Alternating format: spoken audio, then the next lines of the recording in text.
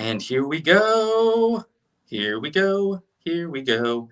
We're going live, so here we go. All right.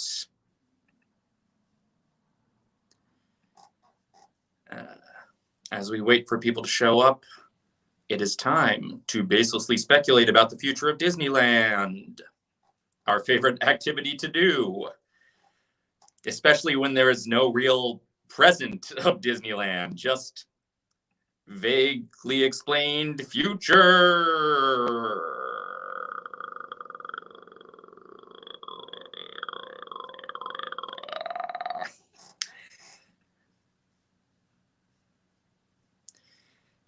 Hello, everyone.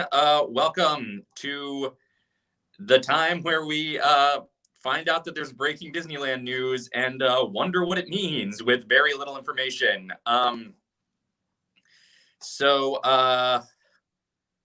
Yes, I have only kind of glanced at the DisneylandForward website so far. Let's look at it together, shall we? There's a lot going on. Nobody is quite sure what it means. We're all guessing what it means. So let's make wild predictions and be wildly disappointed when the actual experience turns out to be significantly less exciting than our speculation of it. Shall we? Okay. So first, let's just look at this website. This is the face Disney's putting forward. No pun intended. Disneyland Forward, a multi-year public planning effort with the city of Anaheim. Nothing more exciting than nothing more exciting than just city planning meetings, right? Just get started. Just take us. Yeah, it just scrolls us down slightly. I have mixed feelings about the current state of web design, where it's like all scroll down and animation. Like, I get that it's optimized for mobile, but I don't know. I kind of miss websites. Hey, Max, welcome. Okay. So first, we've got this family,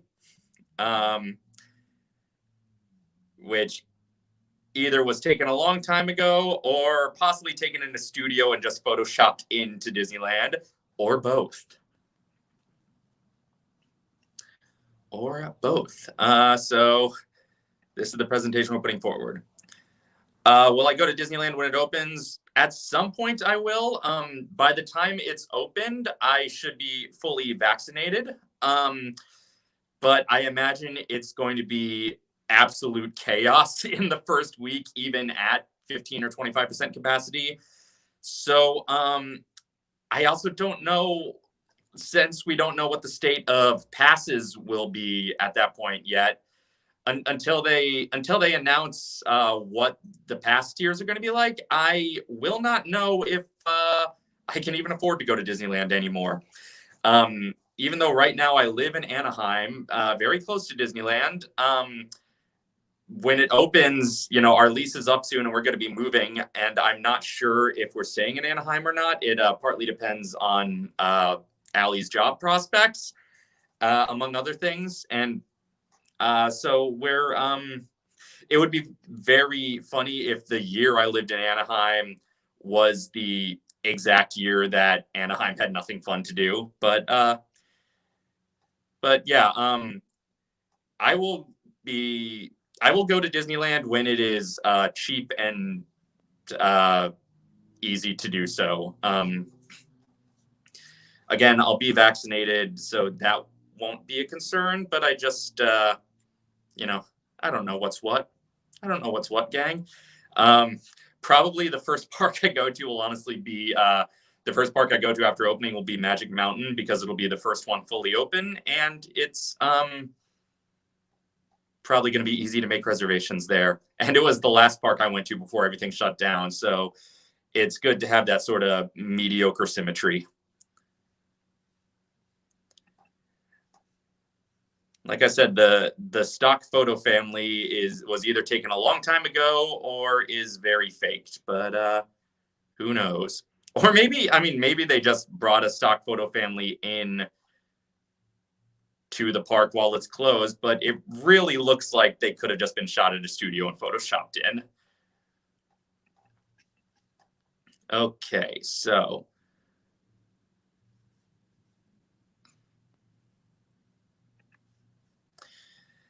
yeah, I'll probably go to Knott's frequently because I love me some Knott's. And yes, exactly, bringing things full circle at Magic Mountain. Okay, let's actually look at the Disneyland Forward hour, shall we?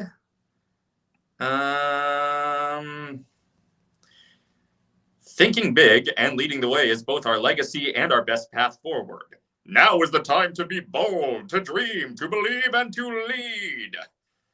The world-renowned Disneyland Resort is poised to bring back jobs to our community. See, that's how they're framing it. They're saying, look, we didn't want to lay off all those people, but the zoning laws made us. Yeah, that's I call bull on that.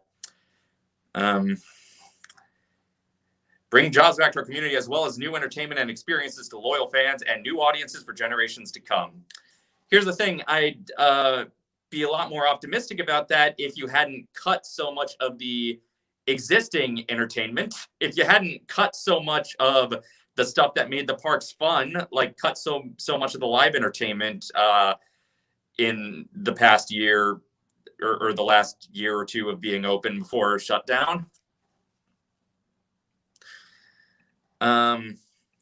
See, that's the other thing is I'm mostly having flashbacks to the plan from just a few years ago about that new hotel in downtown Disney.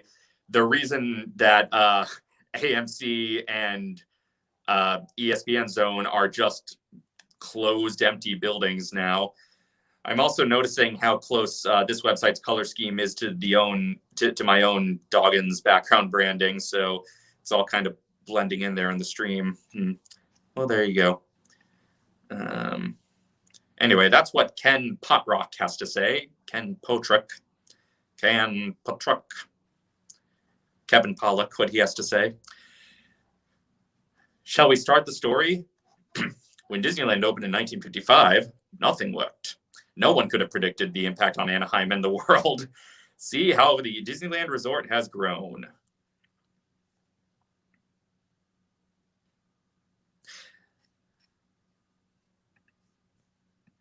I do not know if the hotel has been fully canceled or postponed, but they haven't said anything about it at all recently.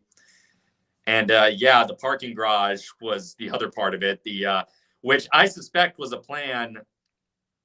So here's the thing. They were going to build that garage on the other side of Harbor and build the bridge over Harbor. And the Harbor businesses was like, no, you're going to choke us out. And the thing is, those Harbor businesses weren't getting that much foot traffic anyway if the main parking lot was over on Disneyland Drive. So it's, I realize it's complicated, but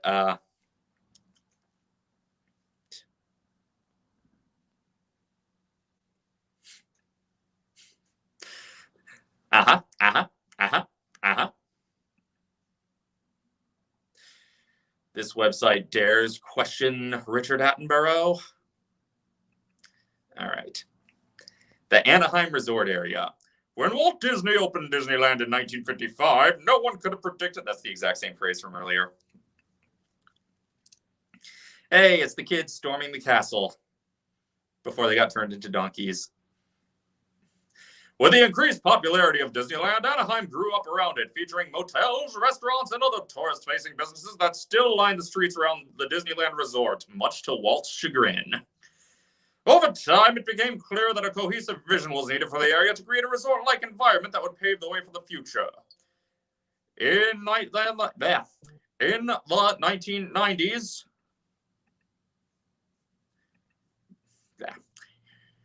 1990s, the city of Anaheim approved specific plans that would guide the growth of the Disneyland Resort and businesses in the newly formed Anaheim Resort area.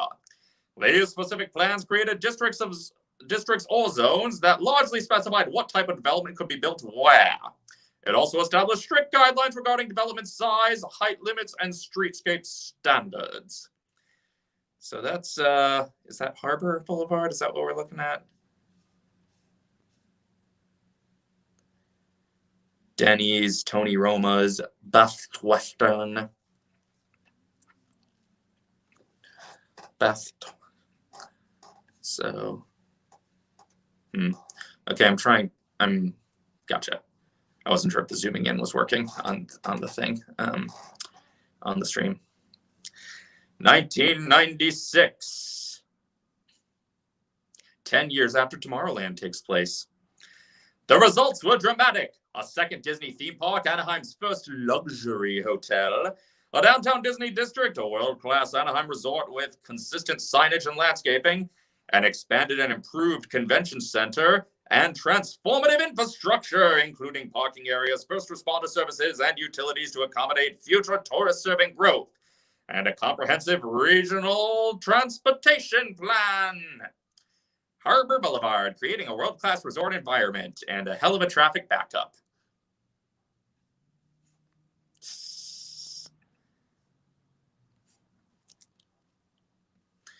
Paul Pressler is not saying much of anything anymore.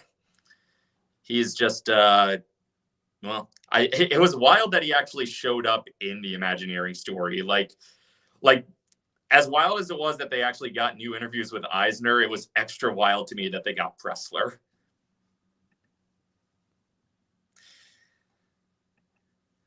Yes, pour one out for Captain Kidd's Buffet, which who knows if it'll ever survive. I don't know. I've never set foot in there. But I've been in multiple of the IHOPs and Denny's around the Anaheim Resort area, mostly during VidCon. So I'm sure we'll get to it, but based on everything I've seen so far, they're not actually changing the footprint of Disney property. Everything, like they're just trying to ask to be rezoned. Like they're only building onto existing parking lots and stuff. They're only, so the convention center will probably be untouched, but they'll, maybe they'll spruce things up because the convention center did massive construction a few years ago, massive expansion. So, we'll see.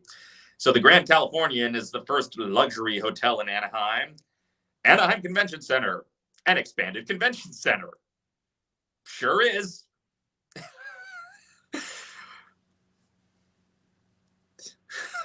Transportation improvements like a carpool lane. Significant improvements to the entire Anaheim Resort circulation network, including dedicated freeway ramps moving visitors directly to parking areas. So basically, Disney here is bragging about the fact that some of our transportation improvements involve letting the tourists skip the rest of Anaheim, go straight to the parking lot.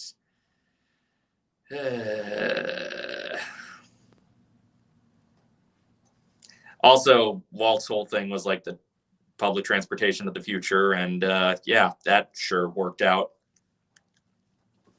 If Disneyland actually built like a non-entertainment monorail like for the city of Anaheim to use, then I'd be impressed. But okay, let me ask you regarding the cell reception at the Anaheim Convention Center. Do you have Verizon? Because I've never gotten good Verizon service anywhere near Disneyland.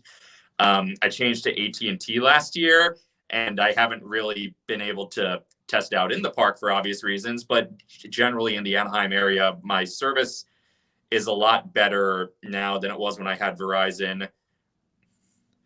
Okay, so even AT&T, you got bad service. That's interesting. Because as a delivery driver, I occasionally have had to do deliveries from the various restaurants on Harbor. And it would suck that with my Verizon phone, I couldn't get a signal while I'm trying to pick up a delivery order. And it's all nonsense. Maybe someday, but I don't see that being their priority right now. I think they're more interested in like working with properties they already have to build expansive lands at this point. It could also just be that my phone was old and that's why Verizon never worked for me at Disneyland. Anyway, moving on. Today at the Disneyland Resort, it's all closed. To this day, Disney continues to invest in the Anaheim Resort with exciting additions like Star Wars Galaxy's Edge, Mickey and Minnie's Runaway Railway, and the soon-to-open Avengers Campus at Disney California Adventure Park. I mean, Mickey and Minnie's Runaway Railway isn't even soon to open, so I don't know what they're going with there. Unfortunately, the addition of more attractions and experiences in the future may be limited under current inflexible planning restrictions unless we remove and replace treasured rides and attractions in our parks today. Now, I quote tweeted a tweet about that, basically making fun of them when there is still unused space on property that they can work with if they just invest in, you know, rerouting the monorail track a little bit so that they can build into the old motorboats lake. Or, you know, they can, like, there's stuff they can still do without closing old things. And also at the same time, there's old attractions that they're looking for excuses to close or update. So, like, I get the thing.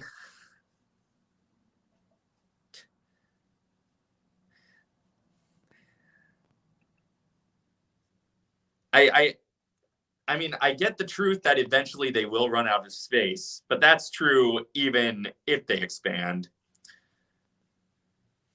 Yes, the Gummy Glen Motorboat Cruise, which is what it was the one time I wrote it, with good plywood cutouts of the Gummy Bears characters.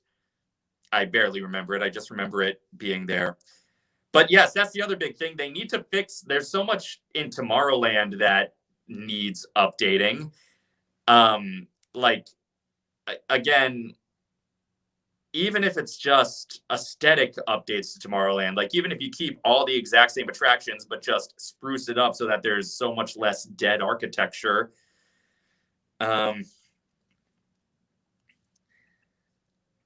I would be surprised if they level Interventions anytime soon, because that building has stayed for so many permutations of what's in there. But I agree that that's a good, like that and Autopia are the two big Tomorrowland footprints that if they were announcing something good going there, I don't think anyone would complain about, well, somebody would complain about those leaving, but for the most part, people wouldn't complain about those leaving. But yeah, it's like, but again, at the same time, they're looking for excuses to update Splash Mountain and Jungle Cruise, and I'm sure they're going to at some point re-record Tiki Room so that the accents are a little more authentic, and among other issues with it. And I'm sure at some point they're going to look for excuses to do some more sprucing up around New Orleans Square, update some other scenes in a lot of rides. Like, basically, they're holding, like, we're getting mixed signals from the Disney Corporation about what they want to do in terms of, like, look, we don't want to keep closing these things, except for these other things we do want to close. And again, like, yes, if they're going to keep adding new stuff, they either need to expand or close old stuff. But they still got a few years left of only closing stuff nobody will really miss, / stuff that was already closed and they're never bringing back anyway. So they can, like, it's not like the clock is running out here on this. You know, it's not like we're actually going to be, you know, it's not like look, our backs are against the wall. Like the fact that all we lost for Galaxy's Edge was a petting zoo and a barbecue place, where in theory not losing anything for Runaway Railway.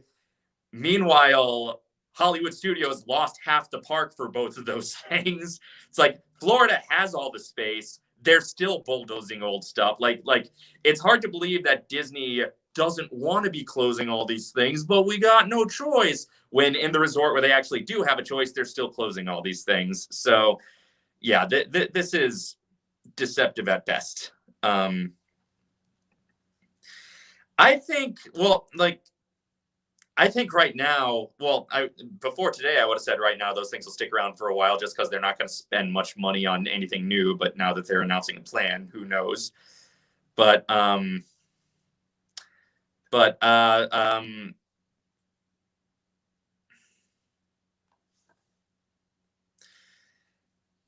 yeah, at first I was like, sure, they're keeping it open so that people who can't get into Galaxy's Edge yet still have some Star Wars experiences, like spreading the Star Wars experiences throughout the park, basically turning the whole park into Season of the Force. Now it's like, I don't know.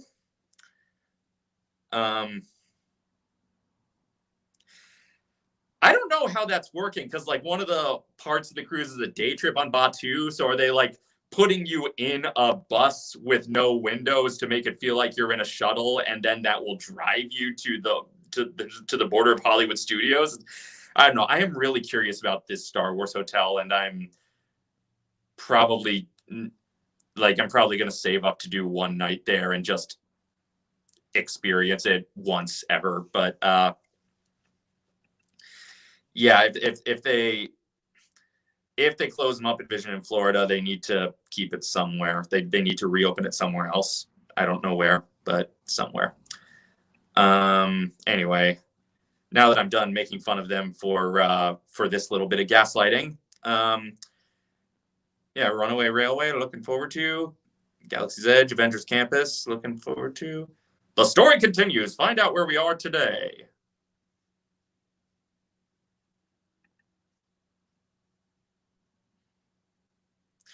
Right. Okay. So it's the 2-night experience. I knew it was a finite number of nights, so it wasn't going to be my entire next Florida trip. But yeah. I mean, I've been saying. We'll get to that, but from what I've only glanced at the concept art so far, but it looks to me like it's expansions, not a third park. Especially since what I did see is that they said that they are only expanding onto land they already own and not asking to buy new land.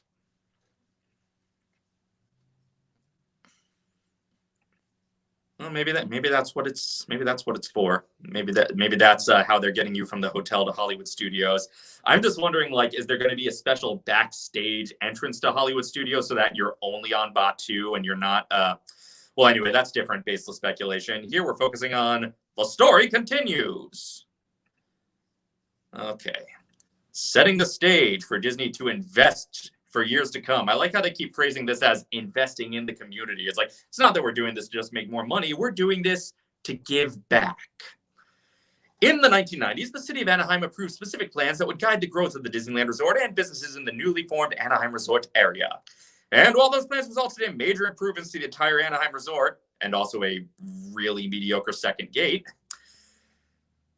their traditional district zone approach does not allow for the diverse, integrated experiences theme park visitors now seek, severely limiting Disney's ability to continue investing in Anaheim. Look, Disney could keep investing in Anaheim all they want. It's just investing in their property in Anaheim. Like, if they were really serious about investing in Anaheim, they could, like Walter Knott founded a children's hospital in Orange County. They could do shit like that. Today, hotel, theme park, retail, and dining are part of one immersive experience. Guests expect that the future of entertainment will seamlessly weave all uses together in ways that were hard to imagine 25 years ago when the city created these specific plans. I mean, I guess. But it's like,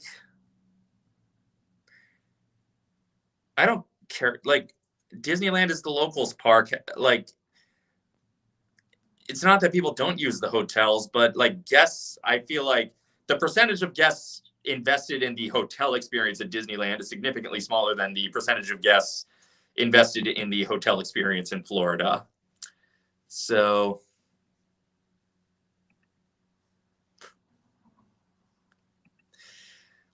well, this raises a question. Who will be, like, will Disney be the first to build a park on the moon, or will it just be some dumb Elon Musk theme park?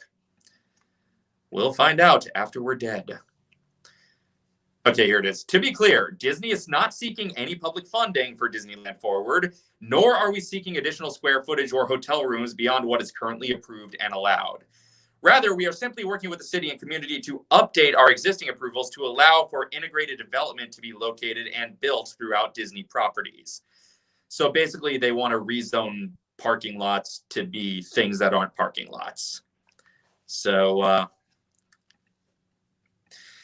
like 5 years ago, I would have guessed, well, like, I'm guessing at some point somebody at Disney had the conversation, should we try to get a Tesla sponsorship to replace Autopia with electric vehicles so that they're actually cars of the future? And like, I would guess they looked into Tesla and then were like, we shouldn't associate with that guy publicly. Not exactly great for our family-friendly image. Anyway. Now, oh, good, district capacity. Now this is where the real fun begins. Theme park district, theme park in use. Hotel district, hotel in use. Parking district, parking in use. Future expansion district, retail dining and entertainment in use.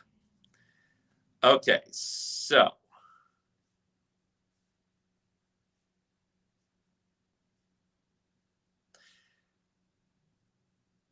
Let's see, 1990 uses and approvals.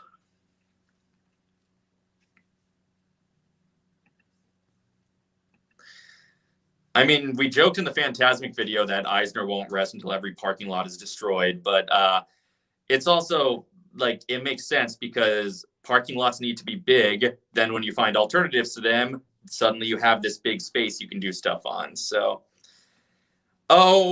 I fully expect the scaling back of this within a year at most. I'm honestly shocked that they're announcing it now. Okay, so in the 1990s, here was, okay, green is hotel, yellow is parking. So let's see. So yeah, so in the 1990s, it looked like this, and they had approval for these other spaces, which became, hotel parking. That over here is the Paradise Pier Hotel. So here's the Lion King parking lot and the Paradise Pier parking, and or the Paradise Pier parking over here. This is what's now the Downtown Disney parking over here, because here's the Disneyland Hotel, and this is I believe what is now Mickey and Friends. Yes, this is Mickey and Friends, and I guess this is, so this was zoned for theme park expansion, but it never happened, right behind Galaxy's Edge. That's interesting.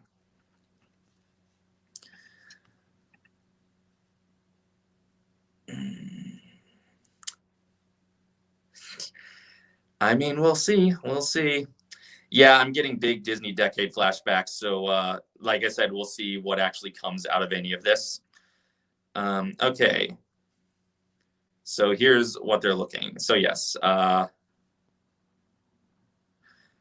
Disneyland Hotel, Downtown Disney parking, Mickey and Friends parking.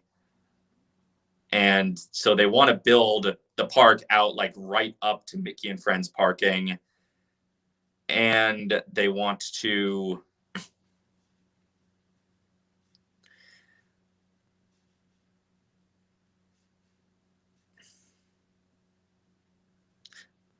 I'm not sure I can't really read this map. I'm not smart. So this is all parking district. This is parking in the hotel district. And over here is the Toy Story lot, currently a vaccination pad. I don't think there even necessarily is a third gate as part of this because, like I said, the space is small, and I really think they're just looking to expand the existing parks. But we'll look at the further concept art and speculate more.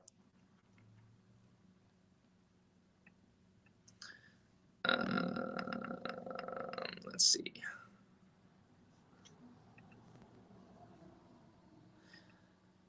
Anyway, I'm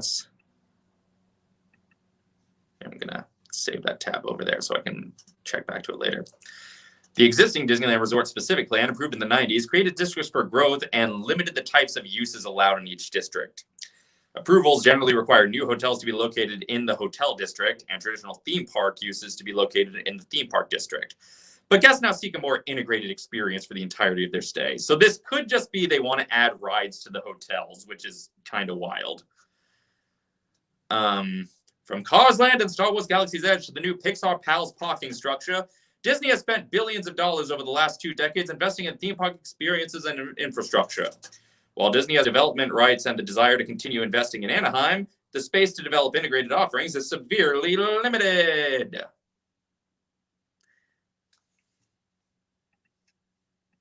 Oh, yeah, completely. It's going to be Downtown Disney 2.0, and maybe some prettier theming, maybe, but not likely. Yeah, like, I think some clickbaity people like phrase their headlines to make it sound like a third gate, possibly because they didn't actually understand the headlines they read. But yeah, definitely fix Tomorrowland before you do Westcott.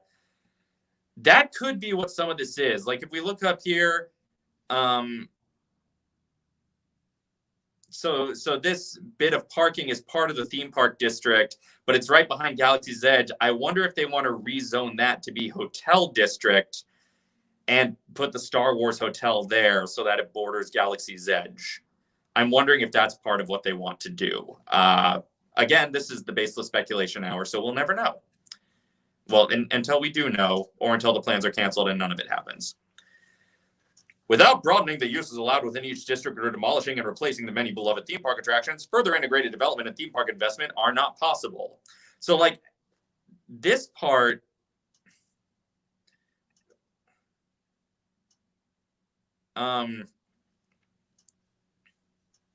okay, so this part where they say, you know, approvals, like hotels, where they basically talk about the delineation of the districts, makes it sound like all they're really trying to do is blur the lines between hotel and park, which would indicate like the Star Wars hotel is something they want to do, which is interesting because we already kind of have that blurring of the line with with the Grand Californian being right up to DCA.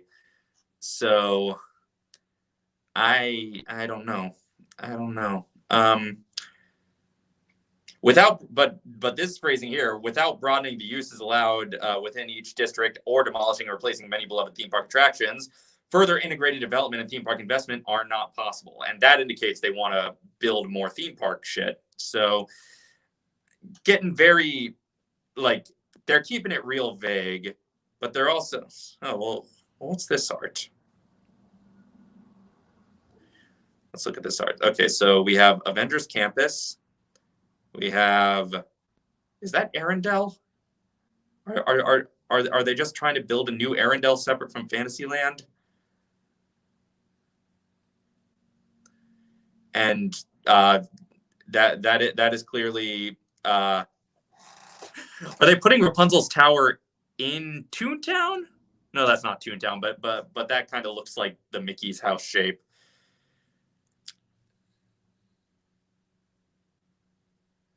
So, like, they're hinting at a new Fantasyland, I guess, and Zootopia here. I can't tell if this is concept art for things they want to add to Disneyland or if this is just general everything they're adding to all the parks. Yeah. Okay, yeah, so it's the Tokyo Disney concept art for Tangled. So this is just general. This is not necessarily stuff that's going in Anaheim. This is just general and the hangar bar here, which I think is in Disney Springs. So yeah, this is not necessarily what's happening in Anaheim, but we'll see if they talk about some. Yeah, this is all stuff from the other, all the other park expansions.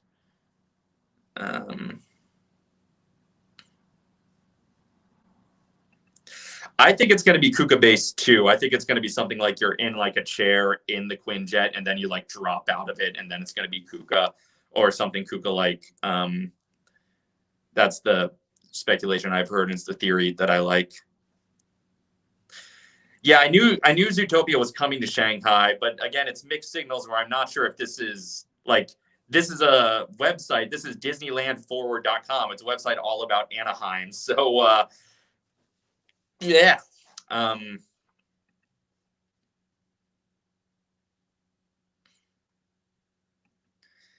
it also could just be a blue sky thing that gets scaled back in execution, like how Dudley Do Right Strips Off Falls was supposed to have 2 logs together that actually get sawed apart before they go off the drop.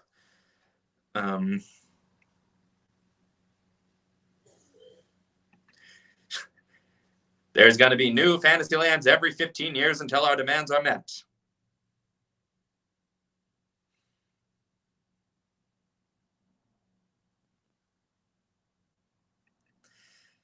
I'm sure there's a way they can do Kuka or something Kuka adjacent without violating any universal patents. But yeah, let's see. Okay. Where do we want to go next? See the possibilities. Are we going to get anything concrete? Probably not, because Twitter's just been speculating too. Okay, so here's this concept art.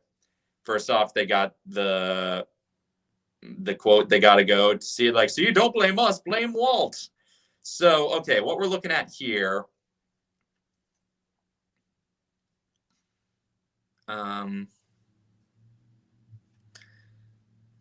Okay, so this is the other side of Disneyland Drive. You know, so this is like here's the indie show building, and over here is Pixar Pier, and here's the Paradise Pier Hotel. Here's Downtown Disney and the Disneyland Hotel. And what this looks like is, it looks like bridges from the parks to get to theme park expansion. Like, it looks like expanded Disneyland over here, expanded DCA over here. But it looks like it really looks like they're blurring the line between park and park and hotel area. So it looks like the Lion King lot they want to replace with extra DCA. The old Downtown Disney lot they want to replace with extra Disneyland. And yeah, it's and it looks like they got little bridges.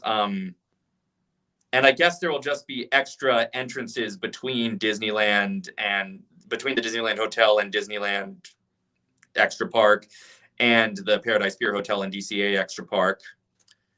I'm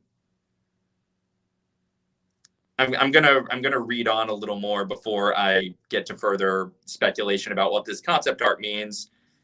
Because yeah, this concept art could just be a vague idea of what it could look like, much like the original Disneyland concept art had sort of the general ideas of what would go in Disneyland, but it wasn't actually where they would all be. As always, blame the guy who's been dead for 55 years. Disney Quest, I feel like if they wanted to do Disney Quest in Anaheim, they would have done it by now. I think it closed in Florida. You know, I think they were kind of just like done with that whole experiment.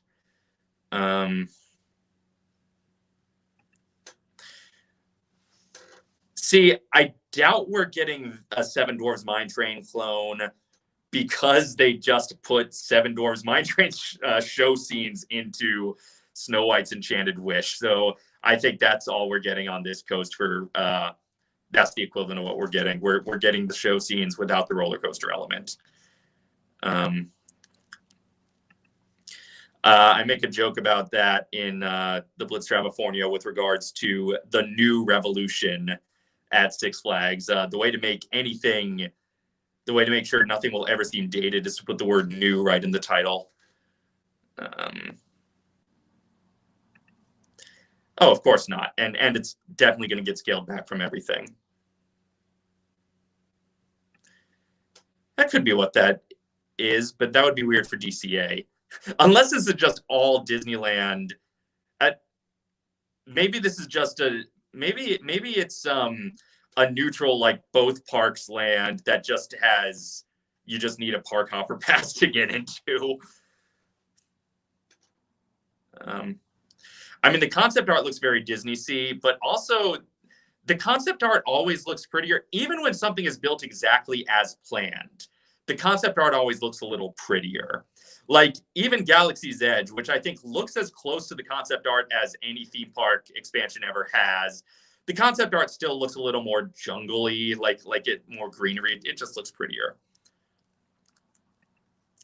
I agree on this. I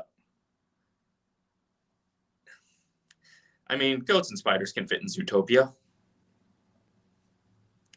Yeah, that's the other thing is like basically this monorail is just taking you elsewhere in the same park. So it's just the train version too. Unless, again, they're redoing it so it once again takes you to the hotel like in the old days. And this is all part of the hotel area. Well, this could still be downtown Disney. This could still be shopping area. It's just you have to go over here to get like the extra, not second gate as in second park, but second gate as an actual second gate into the park is over here. I don't know.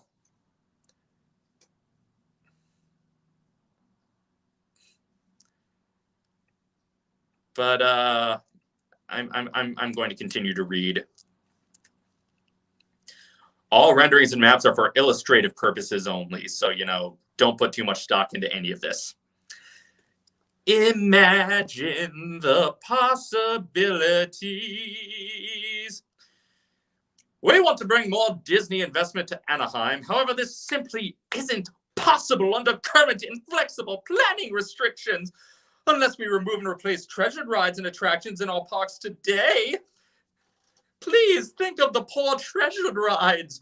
Write your Anaheim City Council member and let them acquiesce to our demands. Without updates, new Disney experiences and placemaking created from our beloved stories.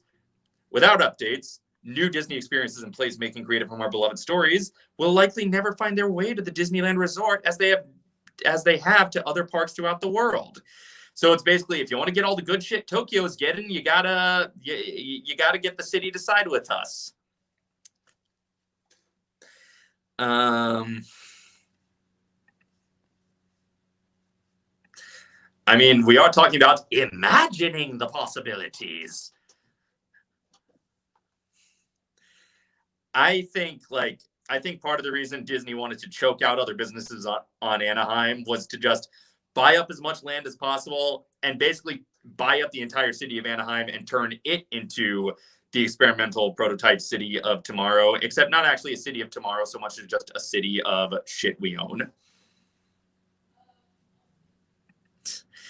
Yeah, I mean, this does have all the makings of, well, those uninteresting plans fell through, but here's some interesting ones. Now we'll get the public on our side.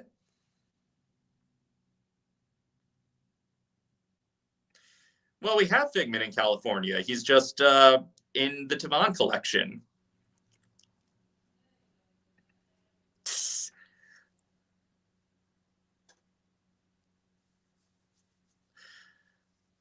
Anyway, let's keep looking.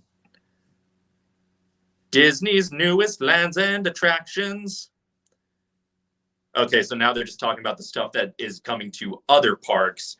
And they're not saying it's going to come here, but they're just saying, with Disneyland Forward and more flexibility within our existing properties, new lands and adventures like those underway at Tokyo DisneySea and Shanghai Disneyland could inspire new experiences here. So they're not saying if this gets approved, we're definitely getting the same stuff as Tokyo and Shanghai, but just we're definitely not getting it if this isn't approved.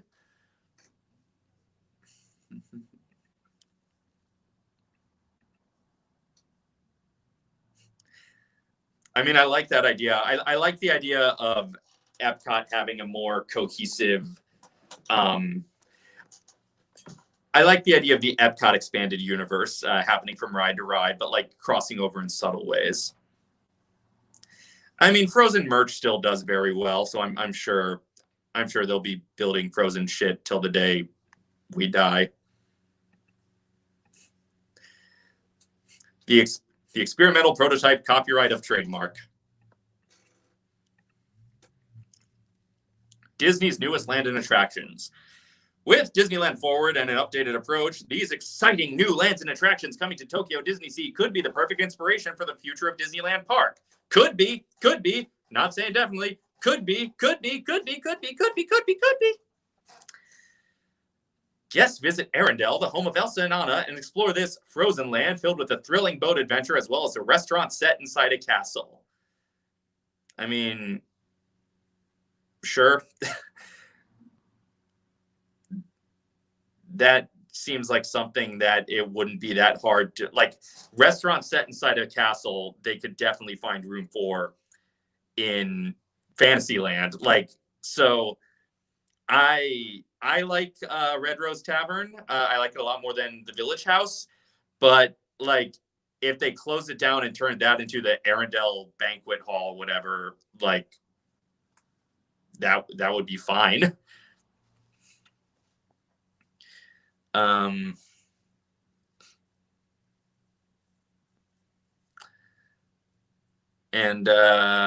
Yeah, thrilling boat adventure sounds like a clone of Ever After, but hopefully one without the limitations of having to fit into the into the Maelstrom space. But yeah, like they literally have an unused boat ride area. Like, again, the old Gummy Glen motorboats, there's space in Fantasyland to put Frozen. They don't need to expand on the other side of Adventureland just to put Frozen in. Tangled. Rapunzel's Tower overlooks a charming forest where guests board gondolas to the Lantern Festival to live Rapunzel's best day ever with Flynn.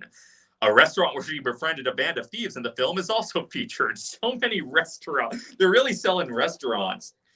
Now here's the thing. Okay, I would love if the Snuggly Duckling came to the park too. I would love if Snuggly Duckling replaced Red Rose Tavern, especially because it's always been my fantasy to grab a drink with Paul F. Tompkins.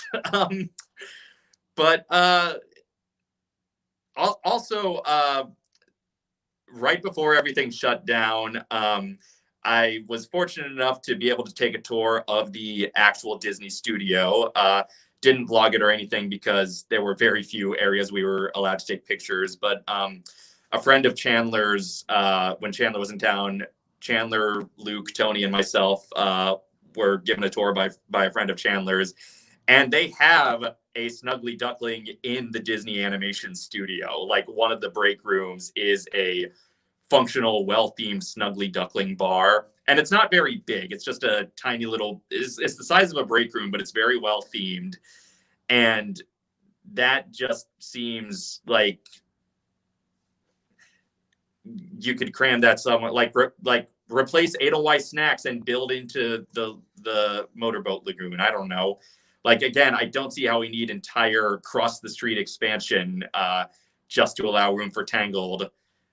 And I honestly would doubt these would be the experiences we'd be getting in this new land because, like, Fantasyland's not going to connect to that. Like, I don't know.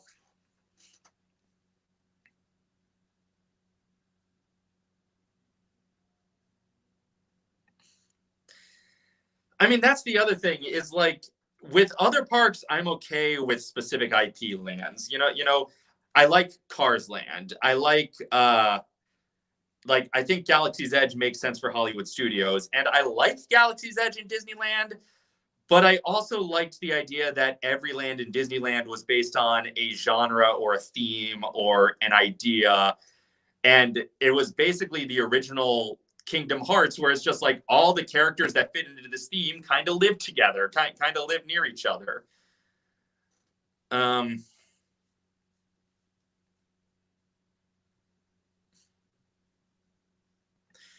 Well, we had the opportunity for a Brad Garrett animatronic with Bugs Land, but they didn't do animatronics in Bugs Land. I don't think they'll close Toontown because they're just now putting Runaway Railway there, and it would be wild to put the big new Florida e-ticket there only to close the land. I mean, if they do a 100-acre wood expansion, then they can replace the Pooh ride in Critter Country with something else, I suppose. It'll be a while. I think, here's the thing. I have mixed feelings about it because I do love the original attractions. You know, I I miss when Disney was doing original attractions. But there is also legitimately so much IP that people want to see made into attractions that they don't really have the space or money to do both. They don't really have the space, time, and money to build non-IP attractions and all the IP attractions that people actually want. I would not be opposed to bringing you on. Hold on a second. Charlie, let me...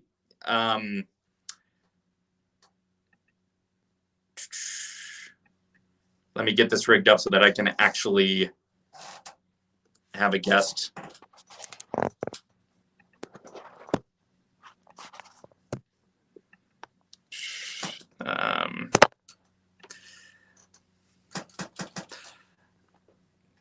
Charlie, I just DM'd you the link to join in. And I got to put headphones on so I can actually talk to another person.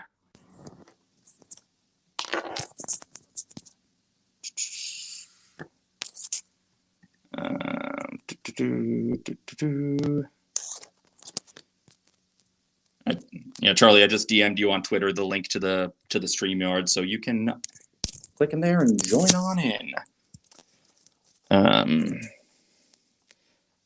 While we're waiting for Charlie, what else are we looking at? Peter Pan. Yeah, there's no way we're getting a completely different Peter Pan land unless I mean, in other countries we had non-IP based attractions. Just not in the US. Hello, Charlie of Theme Snark fame. Welcome to the live stream. Hello, everyone. Welcome to the live stream. We got Baseless speculation. Okay, maybe the light is too much. Because we got this new thing. We got this like mobile phone live stream set up, so it has like a phone holder and a light. So I don't know if the light is too much right now, but I've got a similar rig going on. I got my yeah, I've got my phone up on the ring light thing, and this is what the people want us to just talk shop about our streaming setups, right? This is what exactly.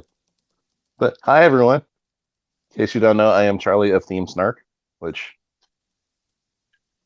if you're subscribed to Dave, you're probably subscribed to me. Most likely. If not, what are you doing? Also, if you're subscribed to me, why are you not subscribed to Dave? That's the question. But, oh God. Did we lose you?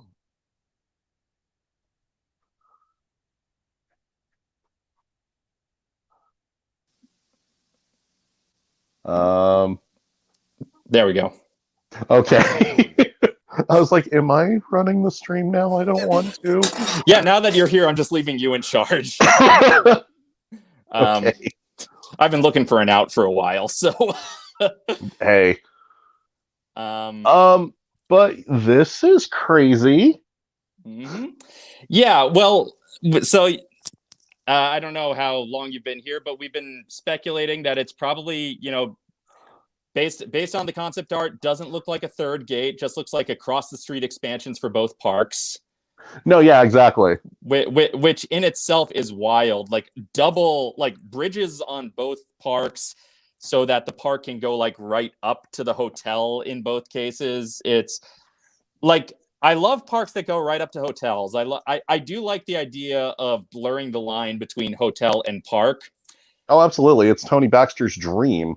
I think, yeah. I mean, we already have a taste of that with Grand Californian, of course. Mm-hmm. And they're going to be doing it again over in Florida with the Galaxy's Edge Hotel. It honestly, though, it feels like a better, like it would have been a better fit for like, this is something that they should have done all along with the Magic Kingdom resort hotels, because each Magic Kingdom hotel is themed after they should have had the Grand Floridian go right into Main Street, the Polynesian go right into Adventureland, the Wilderness Lodge go right into Frontierland. Like the Contemporary is already in the sightline of Tomorrowland, but you don't like. If they want this consistency of themed experience, they should have had it be that like the theming of your hotel, you don't have to go through other theming to get back to that same type of theming in the park. But I mean, it would be the same idea as like having a cast member from Toontown walk through Fantasyland. Yeah. Or Indiana Jones walking through Tomorrowland. So it's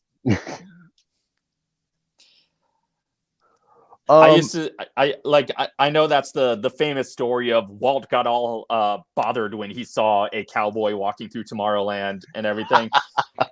The thing is, when it's just Woody. The thing is, when I lived in Florida, I always saw the park where I always saw this was Islands of Adventure, where like a fully uniformed Dudley Do-Right Mountie was just off the clock, walking in full uniform with their backpack to just leave the park for at the end of their shift, walking out the same exit as everyone else. God. No, but what I find interesting about the plans for their expansion, especially on the Disneyland side of things, is that borders the new Pixar the new Pixar parking garage, which, correct me if I'm wrong, but didn't they just build a bridge? They did. They just built that new bridge to downtown Disney, which I love. It's like it's a great way to walk straight to downtown Disney from the park. But so is that bridge now going to go right up from parking lot to park, or is it still just going to be a tiny downtown Disney and there's going to be second entrances to both parks right there? Exactly. So it's like I'm excited for the prospects of like having expansions to these parks, go spill over into those parking lots, because God knows we don't need those parking lots. But at the same time, it just looks so clunky. If they can manage to pull this off, like, which it's Imagineering, so they're probably going to do. But at the same time, like the logistics of it are nightmarish to think about right now. I mean, I'm also fully expecting this all to get way scaled back before it happens. Absolutely. If it happens. And this is all still pending city approval. Like they're announcing like what they're talking about. And it seems like what they're doing is trying to get us all on their side so that we will write to the Anaheim City Council and say, please let this happen. We want a chance to visit Arendelle, even though they haven't confirmed that Arendelle is part of the expansion, but they said it might be stuff like that. Exactly. Yes, Toast thing raises an interesting question. How is this going to look on a park map? Ugly. There's going to need to be an extra panel of fold out on the Disneyland maps now for the extra little satellite. Well, you know what this is going to be? Both Disneyland parks are now going to have a lower lot. Uh-huh. It's going to be weird bisected parks all over again. Yep. Except that you're going to have to go over a road. Yes. Well, no, you go over a road anyway. You go Universal. Well, okay, so that brings me to what this is reminding me most of is when I saw how in Universal Japan, when I saw the overhead shots of the construction of Nintendo World, and how like it's on the other side of, I think it's a backstage road. I think it's an access road. I don't think it's a public street. That, yeah. But how the pipe to get into Super Nintendo World takes you, it's a bridge over the road. And I thought that was really clever, a clever way to do it. I won't know if it's nearly as clever here until I learn exactly what the bridge is thematically, Yeah. Like, because from the looks of the DCA side of things, like, you're going to have to jump through hoops to make people believe that you're going from a beach to a volcano or some kind of other mountainous area, which you already do from Grizzly to Pixar Pier and vice versa, but like, I don't know. And here's the other question. Will that part of the park be open to hotel guests, which, probably it will be. And if that's the case, there's no delineation between Disneyland and DCA anymore. Yeah. It's all just one big. It might end up being all just one big thing. Yeah, I mean, they literally created Epcot all over again. I mean, you still Disneyland is Future World, DCA is World Showcase, but for only like a 50th of one country. You'll still need to, of course, you'll still need to buy 2 tickets, I'm sure, but or a park hopper ticket. Of course. They're just going to have.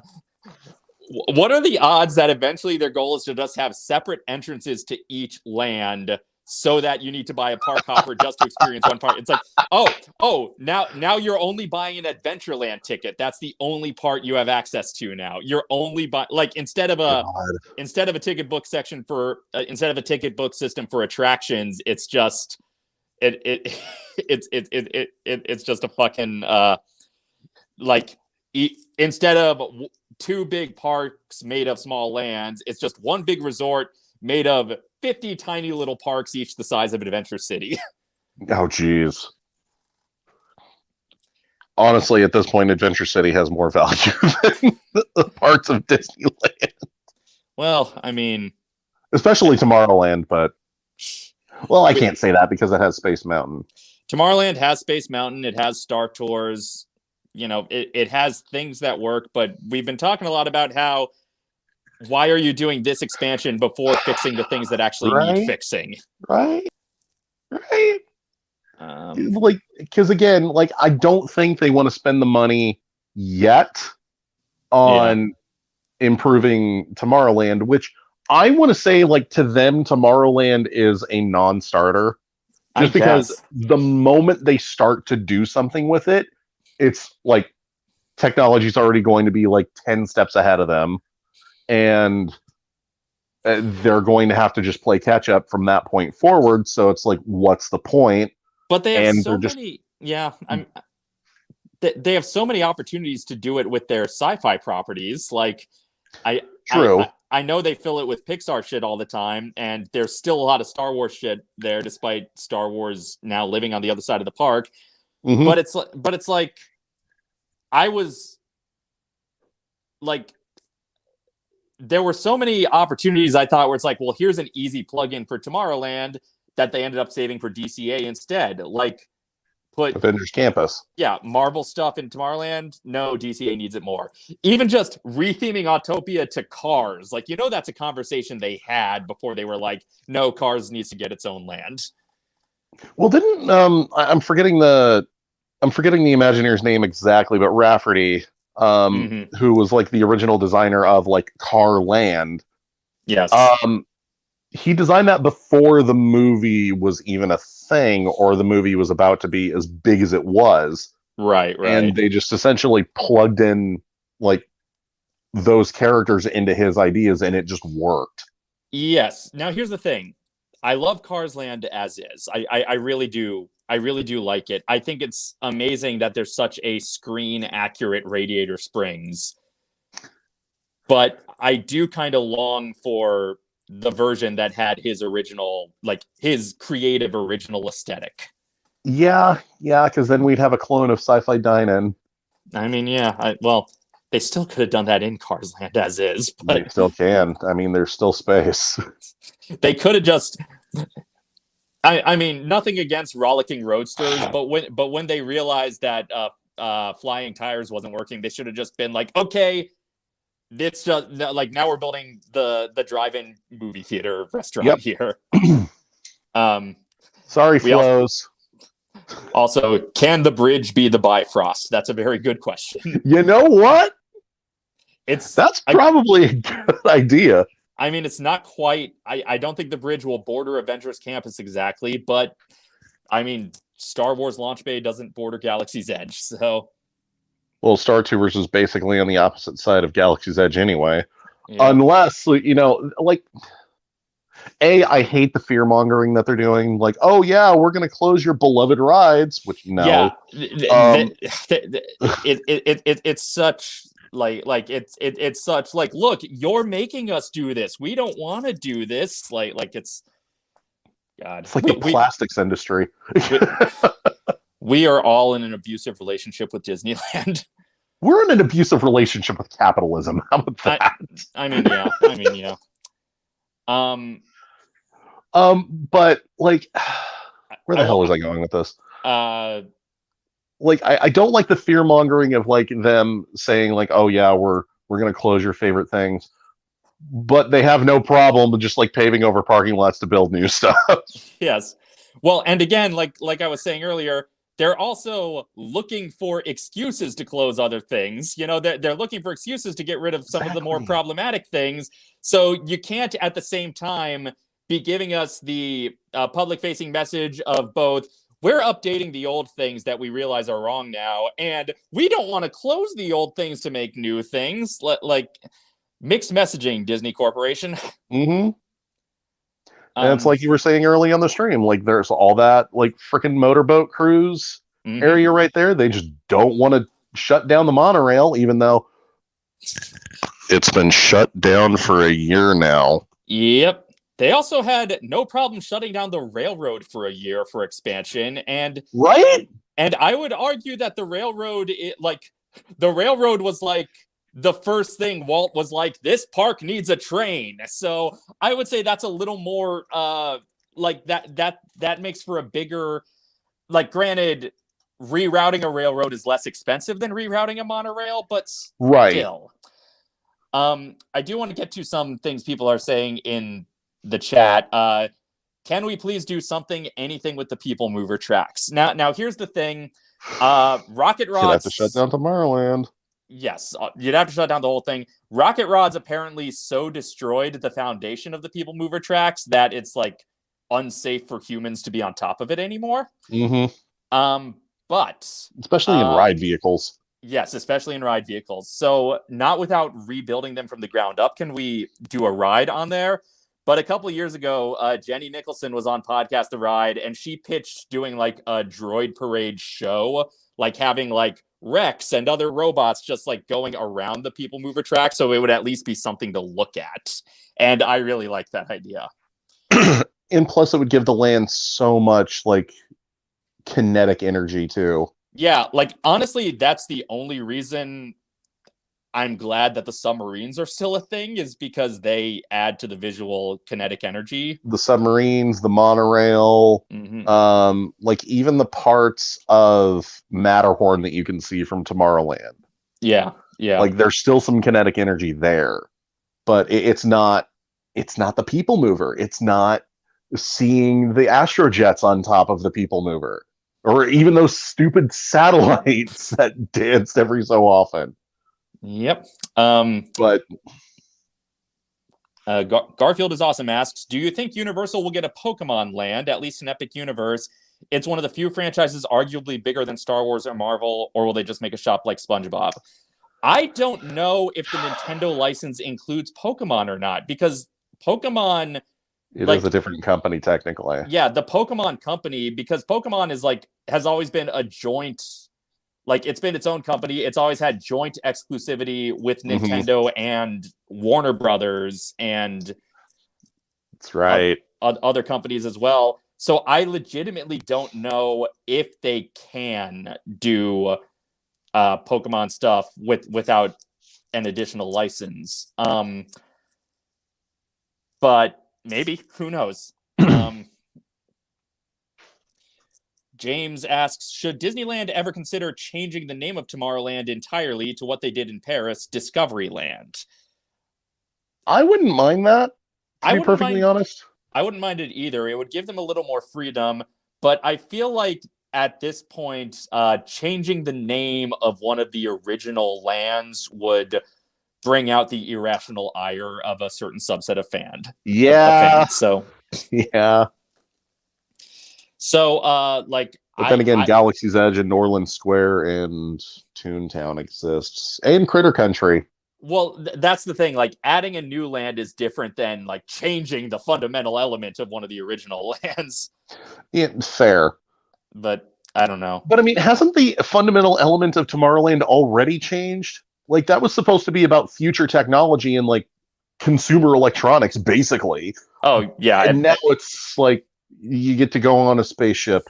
And now it's just a hodgepodge that was like, I eventually talk about this in the Blitz Javafornia, coming to you within the next 50 years in theory. But but like Tomorrowland is kind of doubly fucked over, both by the limitations of like the difficulties of predicting the future, but also by how badly the 98 refurb flopped. Like, yeah, we're still feeling the relics of how much everybody hated the 98 refurb, and how much everybody hated that, how much Rocket Rods just destroyed the People Mover track. Yep. Yeah. Yes, they did plan. Originally, Alien Encounter was supposed to be licensing the Alien films, and it was actually George Lucas who said to them, like, guys, you don't want to promote an R-rated movie in Magic Kingdom, which he made no problem doing that at MGM. Well, that's MGM. That's the grown-up park, I guess. I mean, I see where George was coming from there, but it's also like, if it had been themed to Alien, maybe it wouldn't have scared people. Like, it wouldn't, or at least people would have known going in that it was going to be very scary if it was themed to an R-rated movie. And also, maybe they wouldn't have had an actual pedophile in the pre-show. Maybe Jeffrey Jones wouldn't have been involved. Yeah. Let's see. What else? I'm catching up on the chat here. By that logic, it's just a Halloween Horror Nights maze. It's just like the Freddy versus Jason maze back in 2016. Like, you know what you're getting yourself into. It's also know there's going to be scary elements here. It's still very funny to me that Great Movie Ride still had Alien at the same time as Alien versus Predator was happening at Horror Nights on both coasts. Like, Fox was just making bank from both parks that year. And that was right just as they were going up on sale too. It was like 2015, right? Something like that. Yeah. I don't remember years anymore. Let's see. But he'd be up for bringing older Tomorrowland rides from Disney World, like the Timekeeper or Alien Encounter, to fix it, or more IP rides. I think they could do like reimaginings of Timekeeper, or reimaginings of some of the classic, like if they did a new, if they announced a new ride for Tomorrowland that was like basically a more success, like Mission Space is in a sense a sequel to Mission to Mars. Like, it's a sequel to a Long Close Tomorrowland ride. Yeah, if you tangentially, because it's themed after the Mission to Mars movie, which was loosely named after the Mission to Mars attraction. So you could do like a new ride that's kind of like in the same feeling as, let's say, Adventures Through Inner Space, but just have it be a completely different ride system. Yeah, exactly. I guess that might be kind of what Body Horse was. What if they just retheme Star Tours to Body Wars? Jeez. If they retheme Star Tours into anything, it's going to be the Iron Man experience, just to keep it within the theme of not making sense of the area that it's in. I mean, yeah. And I mean, if they retheme Tomorrowland as a whole, like if they retheme it to be like the Tomorrowland Expo, so it's more of a World's Fair vibe, then they could actually have the Stark Expo be part of that and have that. Definitely. Have that be the Iron Man experience. Like the Innovations building, it by itself would make an excellent facade for like the arc reactor in the first movie. Yes. Like, it was already right there. But then I guess they had to go and kill off Iron Man, but that hasn't stopped the parks. Bird? Is the bird squirking? Yeah.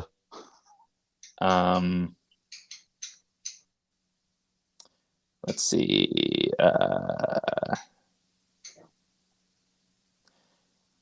Don't think you could do another timekeeper without Robin Williams. That's possibly true, but there are other elements from Tomorrowland's past that they could sort of reimagine into new attractions that are evocative of vintage Tomorrowland, I think. And I think we all know the big one they need to do is just the ping pong ball mousetrap attraction. Oh, absolutely. There's your new launch bay. Just reopen the top floor of that again. Perfect. Just the ping pong ball experience with also former Nazi scientist. Also, yes, Muppet Labs or Pigs in Space Tomorrowland ride. Why not? Dude!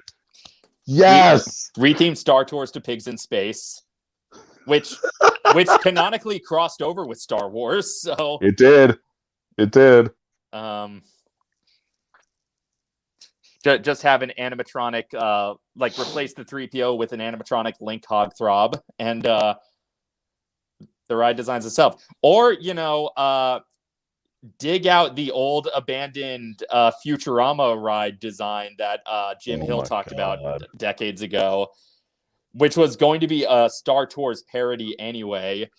And it's like, I can already visualize it where you go into that first room of the queue, and instead of 3PO and the Star Speeder, it's Bender and the Planet Express ship. Like, they would fit into the area somehow. Yep. And, Disney owns Futurama now, I'm saying. I don't know. Maybe they can't use them. Maybe it's like how Marvel characters they can't use because there's like one picture of them in Superhero Island somewhere. Maybe they can't use Futurama in the parks because there's that one drawing of Bender in Krusty Burger. But I mean, then again, Universal still has to pay the licensing. Yeah. For both Marvel and Simpsons now. Yeah, it's funny. It's funny. Okay, new ride based off of Flubber. They already had Flubber representation at in the posters outside Honey, I Shrunk the Audience, because canonically Robin Williams in Flubber is a member of the Imagination Institute. Yep. But was Fred McMurray in the original Absent-Minded Professor part of the Imagination Institute? Also, you do pass by that one window or that one door on the queue of Journey into Imagination that is his office, and there's just a bunch of dancing Flubber projections. Yes, indeed. So there is representation. Oh, Rob just said, let's put Earth to Ned in the Millionaire Building. No, let's bring Earth to Ned into Tomorrowland and have Ned be our sunny eclipse on this coast. Like have an interactive Earth to Ned experience. Like animatronic Ned, pre-recorded Paul Rugg voice. Honestly, well, I know Pizza Port or Pizza Planet now, geez. I know Pizza Planet is in like what was going to be the Alien Encounter building, which was the Earth to the Moon ride. Yes, that was the original, or the Mission to Mars ride.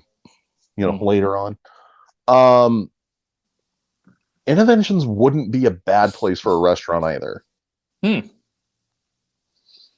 then you could just reopen Mission to Mars. Remember when they were doing that expensive dining package where you could sit when they closed the second story of Interventions, then they turned that into a dining balcony. Yeah, then you could watch the fireworks from there, and it was cute.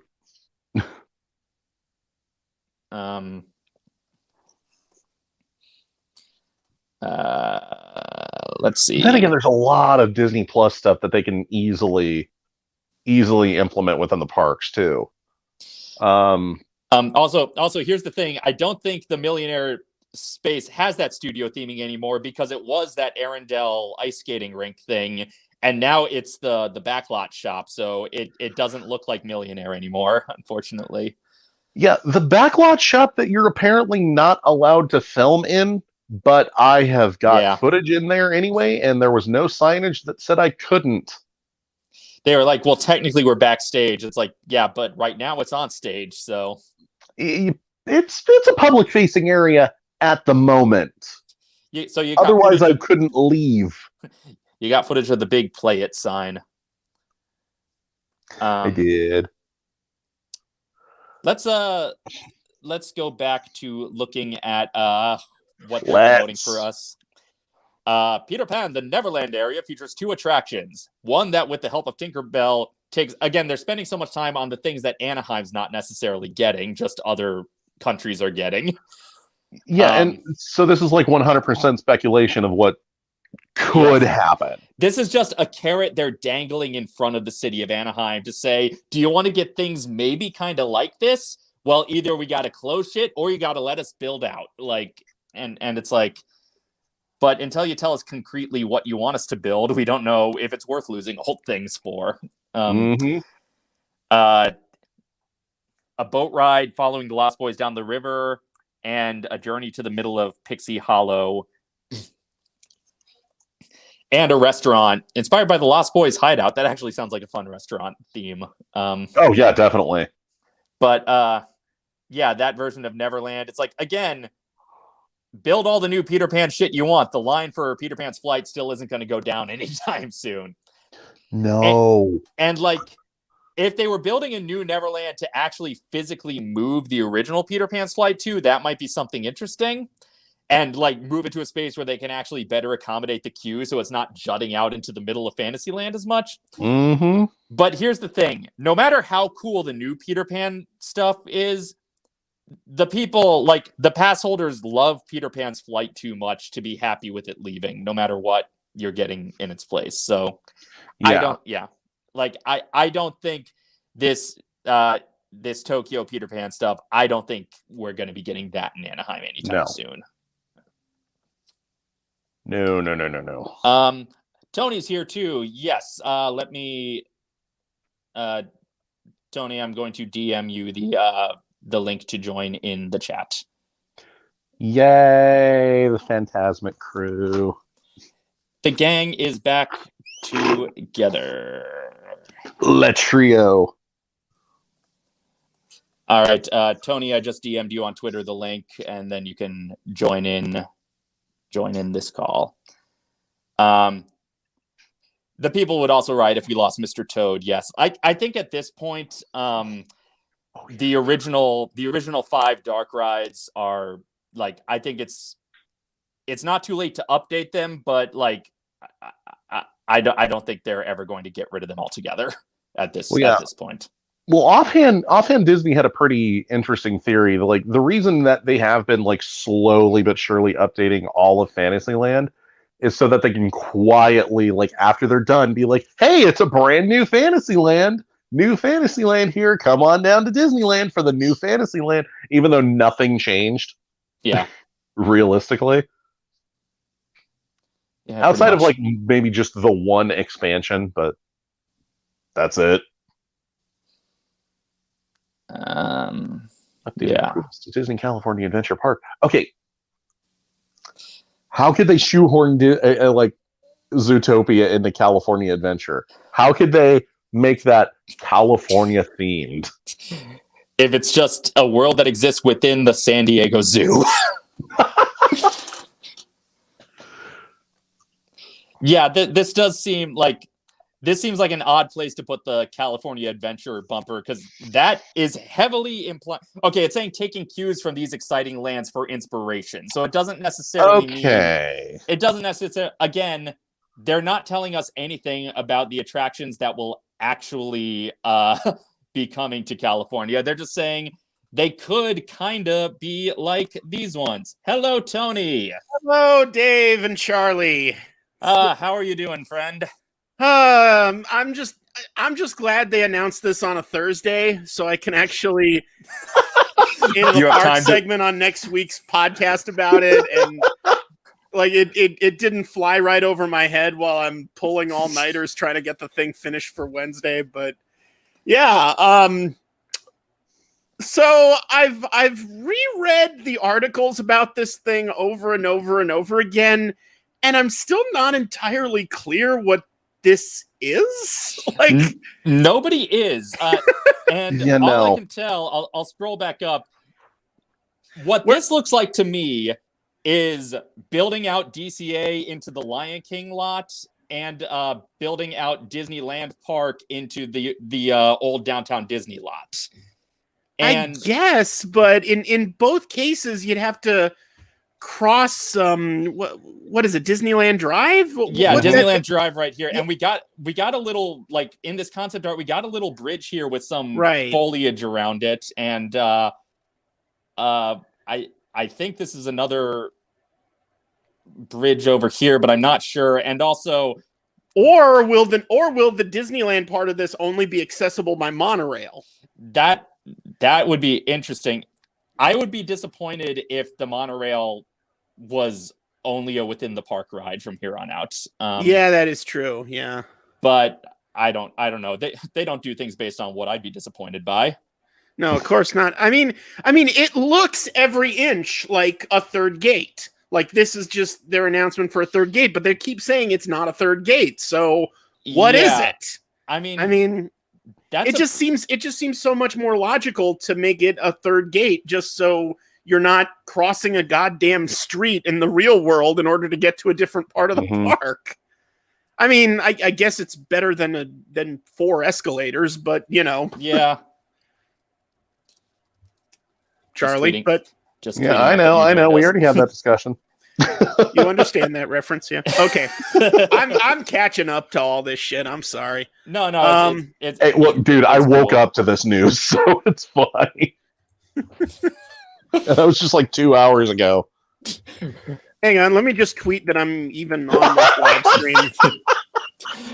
Rob says first Watergate, then Gamergate, now third gate. Nice. Because for the third gate in forever. Damn Disney Gators. God. I mean, is that really so far off from a certain subsection of the fandom anyway? So other things, again, they're talking about everything they're building in other parks here and saying the new stuff could be kind of like this, but not exactly like this, but it could be like this. And again, they're holding us captive, saying that like they're basically holding the city hostage, saying, we want to put more into the resort, but we'll have to close old stuff unless you let us rezone here. This feels kind of like a little like they're negotiating in the press. That term? It's like, when, for example, like remember a couple years ago when Disney and Sony had that big bullshit kerfuffle about, we want some money from the Spider-Man movies. Well, you're not going to get that money, so we're just going to do the next Spider-Man Tom Holland movie without you, and all that shit. It was all performative. It was all just negotiating in the press to get public opinion on one side or another to try to sway them that way. And they're not actually announcing a goddamn thing here. They're just kind of openly not even leaking really, just announcing speculation of maybe something possibly happening in the future, and especially telling all the online Disneyland fans, hey, doesn't this look vaguely cool? Boy, it sure would be nice if the government of Anaheim fucking, they're trying to get us to gang up on the government of Anaheim. Basically, that's exactly it. Like they want us to write they want all of me as the only actual Anaheim resident in this call. But of course, they want me to write to my city council and say, please let the nice mouse do the things he wants to do. And are you going to do that, Anaheim resident? I mean, probably not. I mean, it honestly, like, as a resident, it doesn't affect me one way or the other if an area is zoned for a hotel or zoned for a park. But yeah, I mean, what site are you even on right now? So this is DisneylandForward.com, which I believe is the official press release site. Like, okay, where, again, they've been talking a big game about Disney wants to build new things. Here's things they're building in Tokyo, and with updated approvals, Disney California Adventure Park could be home to some of Disney's most technologically advanced, immersive, and cutting-edge entertainment. And I like how they specifically note that California Adventure. It's like, I feel like they know that the public perception of California Adventure, even as much as the park has improved, they know that it is still the stepchild of the resort. Still the other park. It's still the park needs that needs the most love. I mean, Disneyland is a classic, you know. People kind of I've noticed people kind of don't like it when you futz with Disneyland. You know, when you futz with Disneyland Park. I mean, even Galaxy's Edge, which is awesome. I feel like there was such a negative reaction to that when it was first announced. Like, people are going, "Oh, it's going to be behind Frontierland. Star Wars doesn't fit into Frontierland." You know, they're a lot more precious about it. Whereas, did anyone give a shit when they announced they were replacing Bugs Land with Avengers Campus? Like, did anyone cry over the loss of Bugs? I mean, I know. I think some people were like, "Oh, I'm kind of gonna miss Heimlich's Choo Choo Train," and I mean, that's about it. I mean, I know there was uproar over the Tower of Terror Mission Breakout thing, but that's about it. Like, I don't think even Pixar Pier got that much flack, and I don't even like Pixar Pier that much. I think it was better as paired. Although, ironically, I mean, it's kind of good timing that it's not California Screaming anymore, because the government isn't going to let you scream on it anymore. Yeah. It's like, it's California Screaming. It's California Mute, California Mask Up, California Screaming in your heart, California Breathing. And even that is borderline. Yeah, that's. I can barely do that now. Yeah, I know I've said this before, but I'm not going back to the parks until we can safely do so without masks, because I hate wearing the masks. I really do. I'll do it because it's the responsible thing to do. I'm not some stupid anti-masker, but California silence, nice. That's very good. Nice. I still wear the masks when I'm outside because I'm a responsible adult, but I don't like it. I don't like doing it. It's you know, partly because I wear glasses and it fogs it up and shit, and that's a pain in the ass. But you know, and then you got to pull your glasses down enough, and then you can barely see out of your glasses. Yeah, exactly. My point is, it's already hard enough for me to spend a day at the parks without, you know, just being a fat guy with flat feet whose feet gets tired really easily. It's like, it's difficult enough for me without, you know, the fucking face hugger around my head, you know, fogging up my glasses. So yeah, once it's safe to go to the park without masks, I will go back. But until then, fuck it. I get where you're coming from, and I am partially because I'm not a glasses wearer. I have gotten more used to wearing masks out in public, so I will probably go to the park at some point, mask just to do it. But it's going to be a while before I'm going to dip my toe into the water and see. You know, I'm also fortunate enough to that I will be fully vaccinated by the time the park opens. Awesome. Which is nice. But I like, I'll go and I'll see if it's any fun at all under like quarantine, under COVID restrictions, before I decide if it's still going to be a regular part of my life for the foreseeable future. And I'll have to wear a mask when I go back to work. So, and that's just next month. Good luck, buddy. Anyway, but yeah, I mean, I'll be excited for this thing once they announce that it's actually a thing.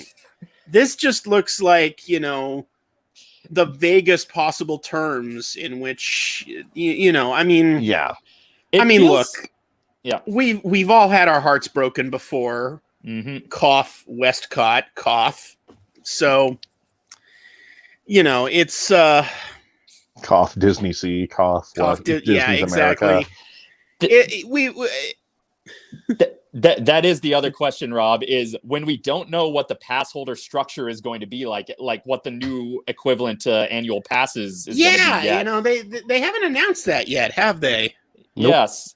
So I have I don't know if I'm actually going to be able to afford to go more than once a year anymore. There you go. I mean, it's and I don't know. It's Dave,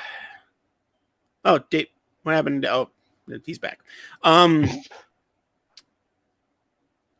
Yeah, I mean, it's a scary new world. It feels like the whole experience just kind of fucking.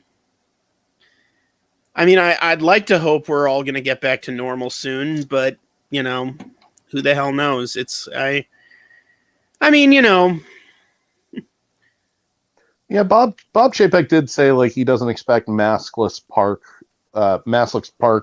restrictions or restrictions on masks to open up until next year anyway. So yeah, so it's going to be a while. It's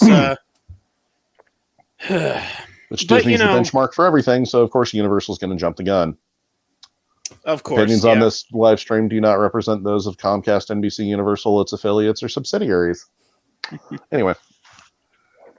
Yeah, but anyway, getting back to the topic at hand. I mean, it looks, just based on the very vague concept art, it looks cool. I mean, whatever. I mean, if they decide to build it, it's not going to be open for for another 5 years at the very least. They're finally resuming work on Universal's epic universe of epicness in Florida. Yeah. And the fucking by the way, a couple weeks ago when I covered that on the State of the Parks on the podcast, I don't know if you heard it. Every time I mentioned Universal's epic universe, I kept expanding on the redundancy until it was Universal's epic universe of epicness and universality in the epic universe of epic universes.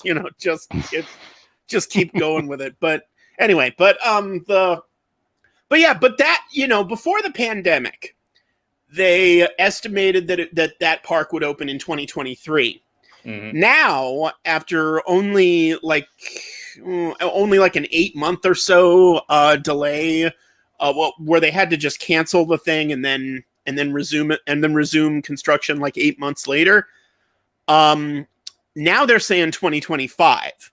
So 8 months of non-involvement in the project resulted in a 2-year delay. I think because they have to construct more slowly now to meet safety guidelines. So that has a lot to do with it. It's so whatever they're planning, on the west side of the Disneyland resort, we're probably not going to see that until literally the end of the decade. Yeah, if they do it somewhere around 2030. I mean, yeah, it's yeah.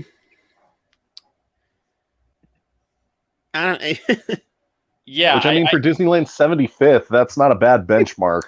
Yeah, I guess not, but which it holy does shit, Disneyland's 75th. Disneyland 75th. Yeah, hey, we got Disney World's 50th today, or this year. That's true. God, Disney World's 50th this year, which is when they're opening the Ratatouille ride in France finally on October 1st this year, just so they can have something new for the 50th. But yeah, I'm young and I'm old enough to. I actually went to Disney World the year they celebrated their 25th. So, nice. And that was just the fucking halfway mark. Jesus Christ, I'm old. The year they turned the castle into a giant into the ugliest fucking cake you've ever seen. And it just looked like someone slathered the Kremlin in Pepto-Bismol. It was atrocious. But yeah, anyway, our decor for the 60th was a lot nicer than that. It really was. or the 61st as we for our riff, but right. The I'm sorry. I'm I'm distracted today. I didn't know. We already I'd be made doing that this reference. I know. Well, But- none of us knew we'd be doing this today. This is yeah. So the site just lists stuff they're building in other parts of the world. They're not actually listing. Jesus Christ! I mean, Yeah, it's 100% speculative. I also appreciate that they have. I feel, speaking on behalf of the Disney park fandom, is anyone else starting to feel a little used? Like, it's like they're releasing fucking concept art that doesn't actually specify anything. No. They want us to get all upset. They want us to, break down the gates of the fucking of Anaheim City Council or whatever, and try to curry their favor and make a big online fucking. It's like, hey, the Snyder Cut worked, right? Let's get fucking God. Let's weaponize the fans against. Let's weaponize the fan base against Anaheim City Council, so they'll let us ruin their town even further. I mean, it's just, I mean, I get why Anaheim is pissed at Disney at this point. It's like, because Disney had, I mean, yeah, they put Anaheim on the map, but at what cost? It's like, I mean, remember those plans for that other hotel across the street of Harbor that fell by the wayside? Like that whole thing. They were going to build that huge parking structure, or not a hotel, the parking structure. The Eastern Gateway project. Right. That instead became, okay, we'll just expand on Mickey and Friends and add the Pixar shit. And Anaheim City Council eventually made things too tough to negotiate because, nothing is more powerful than that. I also saw the release the Westcott cut. Damn it! Yeah, release the Westcott cut. Yes, and by the way, okay, I completely 100% agree with Disney's decision to retheme Splash Mountain to Princess and the Frog. Yes. I am totally fine with that decision. I agree with it. I'm looking forward to riding it when I'm 60. At the rate that things are going. But having said that, like, I am if I view all this shit strictly objectively, the hashtag Save Splash Mountain campaign, their change.org petition, although it's kind of dumb to have a change.org petition when you specifically want something to not change. Boom. But dumb as it was, and as much as I don't agree with it, it did get like 4 times as many signatures. So, and Disney's not going to listen to that shit. They're going to retheme Splash Mountain to Princess and the Frog regardless. So they're clearly saying, yeah, fuck online petitions. Fuck that. We trust our own instincts, and we're just going to do what we do. So now that they need the online fan community, it's like, that's what I mean by feeling used. You know what I mean? Like, it's they demand utmost loyalty from us and offer none in return. Well, and the fact that they keep throughout all this website, they keep reiterating the only options are building out where we're not zoned to build out yet, or closing old beloved things. They keep reiterating, like, you don't want us to close things, do you? You don't want us to kill Dumbo. You don't want us to kill Mr. Toad, do you? We did it once. We'll do it again. We're going to have to shoot old Yeller. We're not. Yeah, which is totally why we murdered Muppet Vision for Frozen. Good God. I'm still pissed at that. Yeah. We've got an inferior PhilharMagic, so... Anyway, it's very funny to me that right here, because there's Tinker Toys in this photo, they have to do the copyright, like Jenga Associates, Hasbro. Again, for something that we're probably not getting as part of this expansion. It's just there's no way we're getting that happened. We got enough Toy Story shit. I don't even want Toy Story Land. We got enough of that shit. No. If you build a third gate, I wouldn't mind a Toy Story Well, Land, you know, but this isn't a third gate. But is it a third gate or isn't it? I just want to know. I mean, obviously they don't want to commit to a third gate if that's not what this is going to be. I mean, if this is just going to be an adjunct to DCA accessible via tunnel, or maybe they'll add another side entrance to the Grand Californian and allow you to enter it that way. True. Or probably, like, it looks like they're building right up to both the Disneyland Hotel. Like, if this concept art is to be believed, building right up to both the Disneyland Hotel and the Paradise Pier Hotel. Right. So maybe it'll be accessible from all those. This is true. In the first couple of years of DCA's existence, there was a second side entrance, a third entrance. That was only accessible to guests of the Paradise to the what was it, the Pacific Wharf Hotel? Before this was before they. It was the Pacific Wharf, or I think it was just called the Pacific Hotel. I think it was the Pacific Wharf Hotel for a while, or maybe it was Pacific. I don't know, but anyway, when they opened DCA, they changed it to the Paradise Pier Hotel, and it's still called the Paradise Pier Hotel, even though they changed Paradise Pier to Pixar Pier. What the fuck? I mean. Anyway, but yeah, so there's I don't know. Maybe entrance.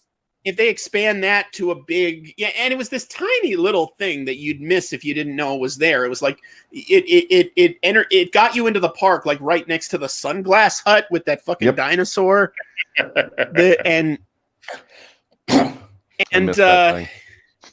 Man, when you actually say this shit out loud, you just sound like a madman. It was the Sunglass with the dinosaur. That's where I saw the goblins. Sure, Grandma, let's get you to bed. That's where I saw the goblins, and Whoopi Goldberg was talking to me with a statue. Dude, it was no, not the Whoopi Goldberg on the limousine ride. That was the one where Drew Carey had the maps. Regis Philbin offered me money. Back in my day. And now the monsters took it over. I mean, yeah. So, by the way, God, this fucking thing has more tangents than a Jim Hill podcast. But, maybe we'll get the attention that they get then. Maybe, yeah. But you know, Superstar Limo at one point they were thinking of turning that into a Muppet ride. Yep. Yes. I'm sure. Yeah, Miss Piggy's Superstar Limo, and that would have. Yeah, but anyway, so yeah. I mean, well, we're going off on tangents because we don't actually know what this is. Okay. So based on the looks of things, it's definitely. I hadn't seen this yet. Scrolling down. First of a kind offerings to Anaheim, and those first of a kind offerings seem to be bridges from both parks over Disneyland Drive. Right. Okay. Now, again, we don't know how concrete these plans are, but if both the concept art and the concept map show similar things, I'm guessing whatever this volcano-y thing here is part of the DCA expansion. It looks like this is going to be like a little second esplanade here, accessible from the Disneyland Hotel, that gets you into extra entrances to both DCA overflow and Disneyland overflow. But these look like very tiny little lands. Like, this honestly looks like it could be Neverland. Like, that could be a pirate ship thing. Yeah, I could see that. It almost looks like a tinier Disneyland. Yeah, it looks like a smaller secondary hub. I will say this. Here's my prediction. If Anaheim actually approves all this shit, if they're like, okay, fine, build all this, but you can go ahead, do what you want. They're going to start by building one of these expansion pads. Yes, they're not going to build both at the same time. They're going to start with just one of them. God, it's going to be it's going to be Beastly Kingdom all over again. Choice. Yeah, they're never going to build the other one. It's going to be Beastly Kingdom all over again. Yeah. That's my prediction. You can either have dinosaur or Beastly Kingdom. Now it's going to be like you can either have the Disneyland expansion or you can have the DCA expansion. We're not going to get the DCA expansion. No, we're not. No, because they're gonna. I expect they'll do the DCA one first for a couple of reasons. One, DCA needs it more, and like they're singling out DCA in this press material. Yeah. But also this Disneyland expansion goes exactly where they just built. Like you said earlier, Charlie, they just built the walking bridge from the Pixar garage over here to like this is what used to be the downtown Disney parking, and it's now cast parking. The DCA is what is currently. So is everyone just going to park at Mickey and Friends now? Is that the deal? Mickey and Friends or Toy Story, right? Or Toy Story, or the Mickey and Friends and Pixar pals. Yeah. What is it called now? Like, who cares? Who cares? The big fucking garage. Big fucking garage. Big fucking garage. The exact replica of Mickey and Friends. Big fucking garage. Come and. See, that's the actual successful BFG that Disney made. It's the big fucking garage. But Dave, scroll back up to the Disneyland expansion really quick. What are we looking at here? All right, scroll back up and all the way and zoom in like on that top corner. You can still see how the bridge connects to the bridge still connects there. Okay. That's true. So I guess that bridge, but it looks like that bridge would go straight to this bridge from Disneyland. Oh, maybe it goes under it. No, it goes. No, it goes over, and then it takes you. It takes you to the new Esplanade. It takes you to that, and then you enter the park that way. Yeah. Now that's interesting. I can see it. So the monorail station is right here, now right next to this other Disneyland entrance. Yes. Which would defeat. I mean, it looks like the monorail still goes outside the park, which cool. But it kind of defeats the effectiveness of the monorail as a second entrance, because like one of the mild advantages of the monorail now is if you actually have the stamina to walk from the garage over here, there's usually a much shorter line at the monorail entrance because it's not near the main entrance. Or if you're staying at the Disneyland Hotel, it's still much more convenient to take the monorail to the park. Yeah, it's like this just gets you to a different part of the park. That you're about to enter anyway. Like, what's the point? Almost. And it's like, look, I'm happy about the idea of more park. Obviously, as a fan, I would like to visit new things without losing important old things. Of course, I'm on board with your theory there. But one, I do like. Every behind the Imagineering thing always praises Disneyland is brilliant because of the hub and spoke design. And now there's just going to be a little offshoot of that does not fit into the brilliant hub and spoke design. Well, I mean, one could argue neither does Mickey's Toontown or Galaxy's Edge, Those are all just different. I mean, really, the only difference between this and Mickey's Toontown is that it's a bridge instead of a tunnel. True.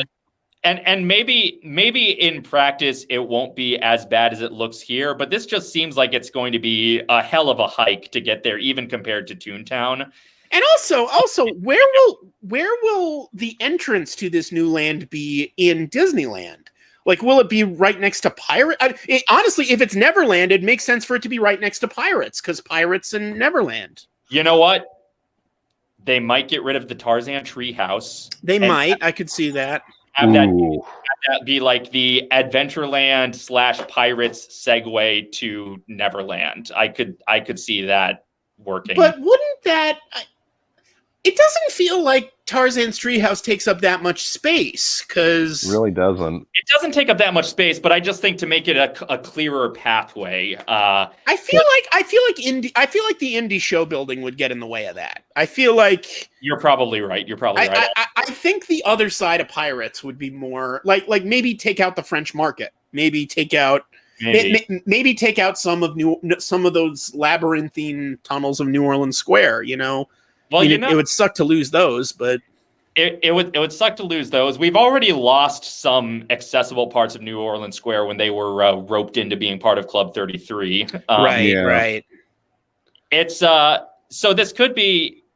Yeah, because the only other, like, this looks like it's from Adventureland, but unless it's walking around the jungle. It looks way more like New Orleans Square. It looks. It does. Okay. Adventureland's much more, Adventureland's not as big as you remember. Like it's well, it's mostly the cruise. It's mostly the cruise, and that's way more to the east, closer to Main Street. So yeah, it looks like you'd enter into Neverland straight from right next to Pirates of the Caribbean, which fits theming. That makes a lot of sense. Either way, you're going to have to walk around a lot of show building to get here. Well, not necessarily. You'd basically be walking right between the Pirates and Mansion show buildings. That's not so bad, I guess. I mean, there's the question of the train. Of course, you'd have to. Yeah. Would you walk? I guess you'd walk over the train tracks, but then the ramp would have to start like really, really far inland. I mean, Harley, your wife just suggested we compare this to Google Maps, which is smart. That's a good idea. So let me pull up the satellite view. Okay, this right here answers a lot more of my questions. This is good. Gotta get to. But again, it's nothing specific, though. It's just what we could do. They're negotiating in the press. And when you're when you're getting the fans involved, you don't want to make too many promises to us, because then we'll get disappointed that they didn't build Beastly Kingdom, and it would have, that's what they've learned from the internet, is that just don't let them know. Don't let them know that Westcott was, don't promise the Disney decade if you're not going to deliver, basically. Okay. Don't accidentally buy a ship if you're not willing to build a theme park around it. Okay, hold on a second. I'm currently sharing a single tab. I think I have to share my whole screen to make this work. So let me, as I figure out StreamYard here. I assumed this was just Zoom, so I assumed this was just Zoom. I assumed. All right. It's the endless. Makes an ass out of Zoo and me. Nope, But it's not a zoo. Nope. But we bought a zoo.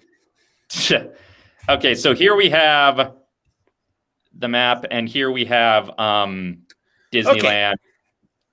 Let me get a comparable. So yeah, monorail right over here, monorail right over here. Monorail. So I guess it looks like, that's parallel to basically where the sign says Stitch cast member parking lot. That's about the line where that bridge appears to be. Yeah. And I think that is the Mansion show building right here. Yeah, that's the Mansion and Pirates, or is that Indy? I'm not sure. This is Mansion, because Indy's down over here. Indy's there. That's Indy. Okay, so up there. This is the Mansion. So yeah, you'd basically enter straight from. So I guess they'd turn some of this backstage area into, obviously, into part of the path to get into this. What is currently cast? That looks about right. Yeah, you'd enter it from between Pirates and Mansion. I mean, I'm always excited for more park, like you said. I'm looking forward if they decide to, if they're actually able to build this shit. But this is just so crass of them to try to. Yeah. I mean, look, if they feel this is what they have to do, like if this actually makes the difference for them between getting to build it and not getting to build it is doing this, reaching out to the fans thing, then so be it, I guess. I mean, you got to do what you got to do, but I don't know. I do feel a little used, I do feel a little like, they just like Disney's social media marketing department has just, left the money on the dresser and sent me home, and called me a cab. Well, and Disney hasn't exactly, in terms of the product, Disney's earned my goodwill, but in terms of in terms of their business practices, Disney Yeah. has never really earned my They goodwill. have done the opposite. They have earned your good won't, my good sir. Yes, Disney. They have. That should be a statement. That should be a real word. God damn it. They have earned your good or your bad will or something. I don't know. I actually, if you could go back to that map. Now I'm curious. Same question, DCA. Where are you going to enter this new land if they build the DCA thing? Good From question. Paradise Pier. Let me pull up. I think it's Paradise Pier. Sorry, Pixar Pier. But where specifically in Pixar Pier? Like, where is the path gonna between what two things? I want to say it's not going to be between anything. It's going to be like around the parade access gate, through there. Where's the parade access gate again? It's just right across from Silly Symphony Swings. That's next to the pasta place, right? Yeah. Yes. So it looks like it is. Okay, so if it's right south of the hotel, it's basically where where the entrance to the Lion King parking is. Okay, so right near right near Palin Around and right. Oh, so yeah, it's that gate that's right between. Oh yeah, mm-hmm. Yeah, right near Silly Symphony Swings. That right there. Yeah, that's definitely okay. That big wooden gate that says "Fun in the Hidden Mickey, right there. Yep, they wouldn't have to destroy that. Or just destroy part of it, and it'll be like the big aerial Hidden Mickey at Hollywood Studios. Yeah, like where it ultimately became like a fucked up Mickey with one of the ears missing, like Mickey got in a car crash or something. Tell me I'm still pretty. Car crash Mickey. So side note, Allie and I recently went to the Bowers Museum, their Disney Archives exhibit. We went the other day. They had on display the Mickey doll that Walt has in the train with him on opening day. Nice. Oh my God. I will say it looks a lot less scary in person and at the proper angles than it does. It was just being held at a weird angle. Yeah. I feel that. And it looks less scary in color. So yeah, that's interesting. Okay, that answers a lot of my questions here. I mean, I don't know what else to say that we haven't said already. This is negotiating in the press. This is the equivalent of fucking Sony and Disney, the great Sony and Disney Spider-Man war of 2019. This is. Oh fuck! You're right. Okay, now what's there's more. This is the Toy Story lot. This is the Toy Story lot. Like right here is the Walgreens on the corner of Catella and Harbor. Uh-huh. And this is the Toy Story lot, and new kind of Disney entertainment could include theme park, hotel, retail, dining, and entertainment. Again, not giving us any concretes, just telling us what it could have. They would, if not for the word "could," man, they would be dead in the water. Just build a fucking water park there. You know what I'm guessing? I'm guessing this is a hotel courtyard we're looking at. I'm guessing this is a new hotel. That looks right. Yeah. I'm guessing this is like. That does not look like a park. I'll tell you that right now. It would be a very tiny. I mean, nobody wants to have to cross around that weird 24-hour subway on this corner in order to go to a new park. Okay. Tell that to Epic Universe. Yeah, seriously. This property could be the perfect location to cater to locals convention year. Yeah, well, it's literally Toy Story lot is right across from the convention center. So yeah, it's. I mean, okay. This is another tangent, but Epic Universe is going to crash and burn, right? It just feels like such a. Obviously, I'm not saying it's going to close immediately. It's not going to be Hard Rock Park. Universal's going to stick with it as long as they can, but it just feels like a DCA 1.0 level disaster waiting to happen. It just, I don't know. Yeah. I mean, obviously a lot can change in 5 years, but there are things like Nintendo World is going to be their big draw. Yeah, Nintendo World, that's going to... And I'm intrigued by the Universal Monsters. Sure.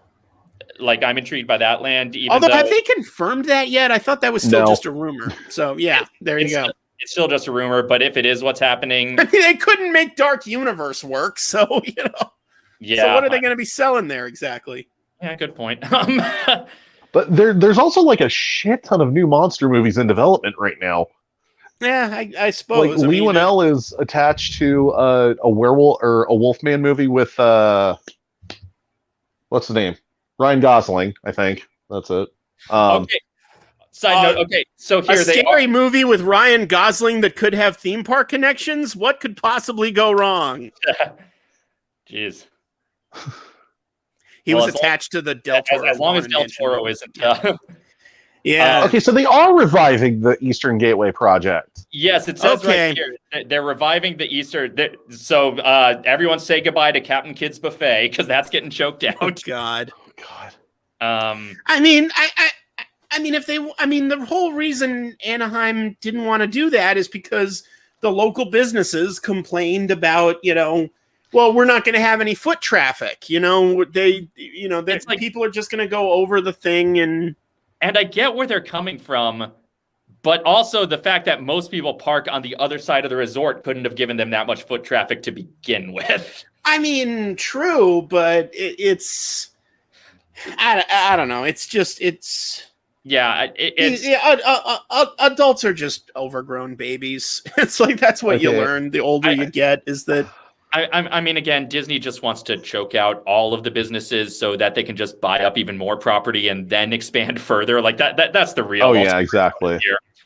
Like, and they're still bitter over the orange groves being replaced by gas stations and shit. Yeah. They're still they just want to buy up the whole city of Anaheim and actually build Walt's futuristic city. Except by futuristic city, I just mean a giant fucking resort. I also saw this coming too because of the pandemic. Look, I'll give them this much: getting revenge on all the tacky stores up and down Harbor Boulevard is what Walt would have wanted. Yeah, is. It's not often you can honestly say that. Yep. How are we leading together? This website asks. So now we're. Dave, how are we leading together? We'll all go together when we go. Asking you that question. How are we leading together, Dave? Okay. Oh, this is rich. This is rich. This is where they start. This is where they start to tell us, if you let us build, we might rehire all those people we laid off. For shit's sake. This is okay. This is just like Disney. I love your products, but fuck you, Disney. Yeah, exactly. While no one could have predicted just how far-reaching the job loss and economic impacts would be as a result of the COVID-19 pandemic, we know this past year has been incredibly difficult. We know it was difficult when we hit you with our car, but we're sorry. We know. We're sorry Governor Newsom wouldn't cooperate with us. Yeah, we know. Go talk to. I don't know. I'm the good cop here. It's Governor Newsom. You wanted. It's got the pride. He gets crazy when he's like this. Anyway, it has taken a major toll on our cast, the Anaheim Resort, Anaheim residents and families, Orange County, and California. But with time, we will recover, and we'll do it together. We believe in the future of this great city, and we are ready to join hands as even stronger partners. I'm ready to throw hands. What you talk about? Disney, just tell us you want to build a cool thing. Don't make it like our moral duty to support you building this cool Lord. thing. Only you can prevent Anaheim.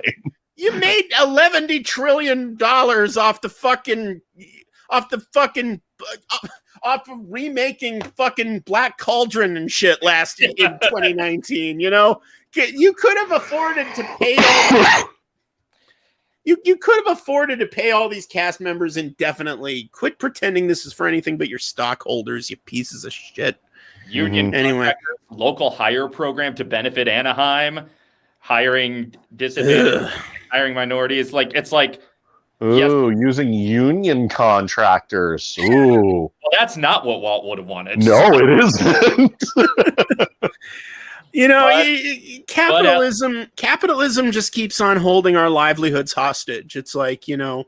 Yeah, we have a toxic relationship with it. But look at this cool picture of people in front of a Quinjet. I mean, that's what you want, right? So this is the Quinjet they're building for Avengers Campus. Is that? Yeah, it's already installed. It's on top of the building that I think will be the entrance to the Avengers e-ticket. That's to the Wakanda ride that's coming at this rate in 2078. And and now you're just showing us boardroom meetings because, like, Business people fixing things and adjusting things. This is every clip art that comes up, every stock photo that comes up when you search synergy. Oh, jeez. I'm surprised. I'm surprised it doesn't have Getty images across the Wait, are you sure Disney doesn't own Getty Images yet? So okay, here's all the business buzzwords. Facing our challenges together. Donating. Facing our challenges together. Yeah. Eager to reopen. Welcome back, our cast members and guests. That's why we are continuing to help our community by participating in relief efforts. Yes, but here's the thing. If you were really interested in helping the community, you wouldn't be spending all this time bragging about how you're helping the community. You would just, do it. Help the community. Say the people who threw a big old live stream last December to raise $5,000. Anyway, sorry. Well, anyway. But it's like, well, we're not Disney. No, exactly. We don't have the money Disney has to support people, like to support the out of work people on our own. Like all we can get is Grey Delisle, apparently. Yes, that was pretty awesome. Anyway, sorry. And we didn't even technically get it. That was Luke. This is all just PSA bullshit. This is all just shit that Oh, absolutely. Here's more fucking like. Oh my god. 8.5 billion in positive economic impact. Disneyland Resort is responsible for 8.5 billion in positive economic impact. Yeah, but how responsible are you for negative economic impact in Anaheim? Because there's a fair bit of that too. Well, I feel I think. I mean, is that net? Is that like is that it ultimately all evens out to 8.5 billion positive? It's based on a Cal State Fullerton study, apparently, and I do not feel like dissecting. I do not feel like dissecting that study. I mean, I buy it. Not every town Anaheim would be just like every other small town in America if not for Disneyland. It's just Disneyland put Anaheim on the map. I'll give them that. Yes. At one point, let me tell you, I don't actually think this is true anymore. But at one point, I was planning an April Fool's video or something. Where this was back like in the first season of Some Jerk with a Camera. Yes, pay your property taxes, Disney. God damn it. But like in the first season or so of Some Jerk with a Camera, I had this idea of but what about the city outside of Disneyland? I'm sure Anaheim's got a vibrant culture all its own. And it would have just cut to me standing on the corner of Brookhurst and Brookmore in Anaheim, real cross street, actual cross street. Yep. And at the time, I don't think it's there anymore. I think it closed down. On that cross street, a fucking Sizzler. Oh my god! And I would have been like, "Yeah, I think we're done." The corner of Brookhurst and Brookmore, and on that corner is a Sizzler. Yeah, that tells you all you need to know about Anaheim. Just another boring suburb without. It just happens to have the biggest theme park in the world in it. That's the only. Because Walt was too cheap to build anywhere but a boring suburb, basically. Decided to crash the way that those. Hi, Allie. That one time. Yes. Hello. Allie is playing the part of the of the kids who wandered in on that one BBC expert. We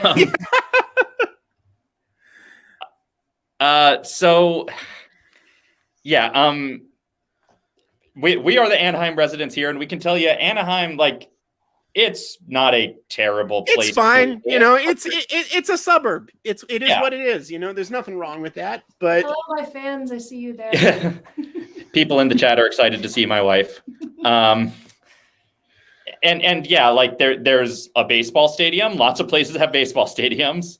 There's a hockey rink where we got our marriage license.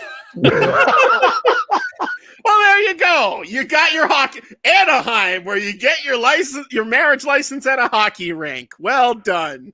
Yep. The equivalent of Paris and New York, right there.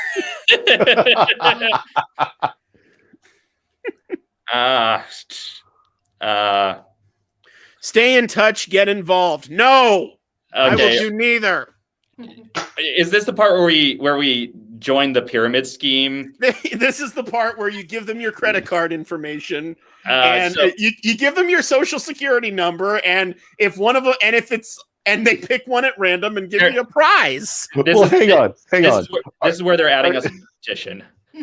Yes, I support Disneyland Forward. Yes, you may list my name publicly as a supporter of Disneyland Forward. Yes, I would like to attend or set up a presentation for my neighborhood or organization. Oh, God. I'm going to be an Avon salesman for the fucking Walt Disney Corporation. Are there any perks for legacy pass holders? I am so tempted to do a parody of this called Disneyland Backward. Just because that's what fans really want. They want Disneyland to go backward to when they were kids. It's like, this is... I'm always cool with new shit that doesn't replace old shit, but it's like I feel like what their most hardcore fans really want is just the old shit back. Yeah, exactly. You know, but they're not going to bring it back because it doesn't have enough mainstream appeal. It's like that's the kind of paradox with this. It's like Disney is kind of, I guess they're depending on the medium core fans here to really get angry. You know, I don't know. But the medium core fans aren't likely to get that angry about it. I mean, look, again, if this is what tips the balance, more power to them. But it's just so crass. It's like it feels. Yeah, I guess that's how I feel about it. I've been saying for months now, or I'm waiting for the Disney Corporation to buy our apartment building just to turn it entirely into cast member housing. Yeah, it's like this comes to no shot to me at this point. Be Celebration California. Mm-hmm. Yeah. So let's look at the FAQ because they say they've got answers, even though we've gotten very few of them so far. Oh, but the second question is the one that we care about. Yes. Well, first, why are you seeking these approvals now? Because they realized that was a gentler way of saying, what's your Because all those other businesses lost money last year and we still have money. It's hard to believe it's been an entire year since the Disneyland Resort closed its gates to the guests. We've taken this time to look forward. We realize that in order to invest in a way that makes sense, not just for Disney, but our entire community that we're right now pretending to give a shit about, we need to seek out ways to create integrated experiences. So, like, why? Integrated experience. So you want to blur the line between hotel and theme park. How does that help the community? Yeah. It's only going to help themselves in the long run, and that's exactly what they're trying to say without saying it. It's like, okay, I get that if you have more things in the park without closing old things, that does mean you need to hire more people to keep all the things running. Like, yeah, I get that part of it, but I still feel like this is their step 1A. It's their plan to initially buy Anaheim outright to just sort of make it into Disneyland. Yeah, I mean, that's what they want. They, if it was up to them, they would. Well, they would. The Disneyland Resort is now Disney World California. Remember when I mean, let's be fair. They wanted that ever since Eisner took over. You know, Eisner wanted to turn Disneyland into just a smaller Disney World. That's why they wanted to do Westcott in the first place. That's why they did DCA. You know, they just wanted to turn they wanted to turn Anaheim into Diet Lake Buena Vista. Yeah, exactly. All right. We are at the very beginning stages of the process. While the project will be refined over time, we hope to explore the creation of integrated experiences. You keep using that phrase. What are integrated experiences? What even are those? Like, are they rides where you get to play games in the queue? like in Florida? Is that all it is? Like, Like what are they? Are they opening fucking? Are they bringing the Phineas and Ferb thing with the screen? I don't even know what those are called because I haven't been to Florida since 2012. But And will the princesses be high-priced quarter zones? That's all I care about at this well, point. you know that. Well, they're trying to support the local community, and there's a strip club down the road for us that's just been closed all year. They're just trying. They're opening the Anaheim. They're opening the Anaheim Bunny Ranch. They're gonna They're gonna take over the plot of Fritz That's Entertainment, which is the strip club that's not far from our apartment. I mean, it's right down Catella. The Double D Ranch. God. So, but right now we don't have any specific projects planned for the future. Then what the fuck is any of this about? What the fuck is this? They were trying to get all the park bloggers to get clickbait headlines going to drum up like excitement about the prospect of something. Hear me out on this. A gay strip club themed to the Country Bears. Because they're bears. Get it? They're bears. Never mind. All right, go on. Country Bear Jamboree. No. See, and Christopher Walken was a homophobe this whole time. Here's the thing. Oh no, Country Gay Hall has been crushed. That would be the perfect integration of building new things and bringing back old things. Yep. I think we are. James Gunn did make the point that we're missing the obvious name, which is Chippendales. Chippendales. Yeah. Chippendales Treehouse. Although I'm not excited about the prospect of having to deal with Big Al and blood on his saddle. Yeah, you don't want blood on that saddle. Oh.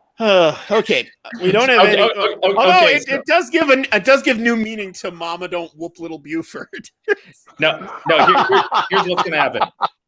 You know how Mouse Mingle is. Mama do whoop Little Buford. You know how Mouse Mingle is the Disney version of eHarmony, so there's going to be a Disney version of OnlyFans. Yes. Oh God. Only pans for Tinkerbell.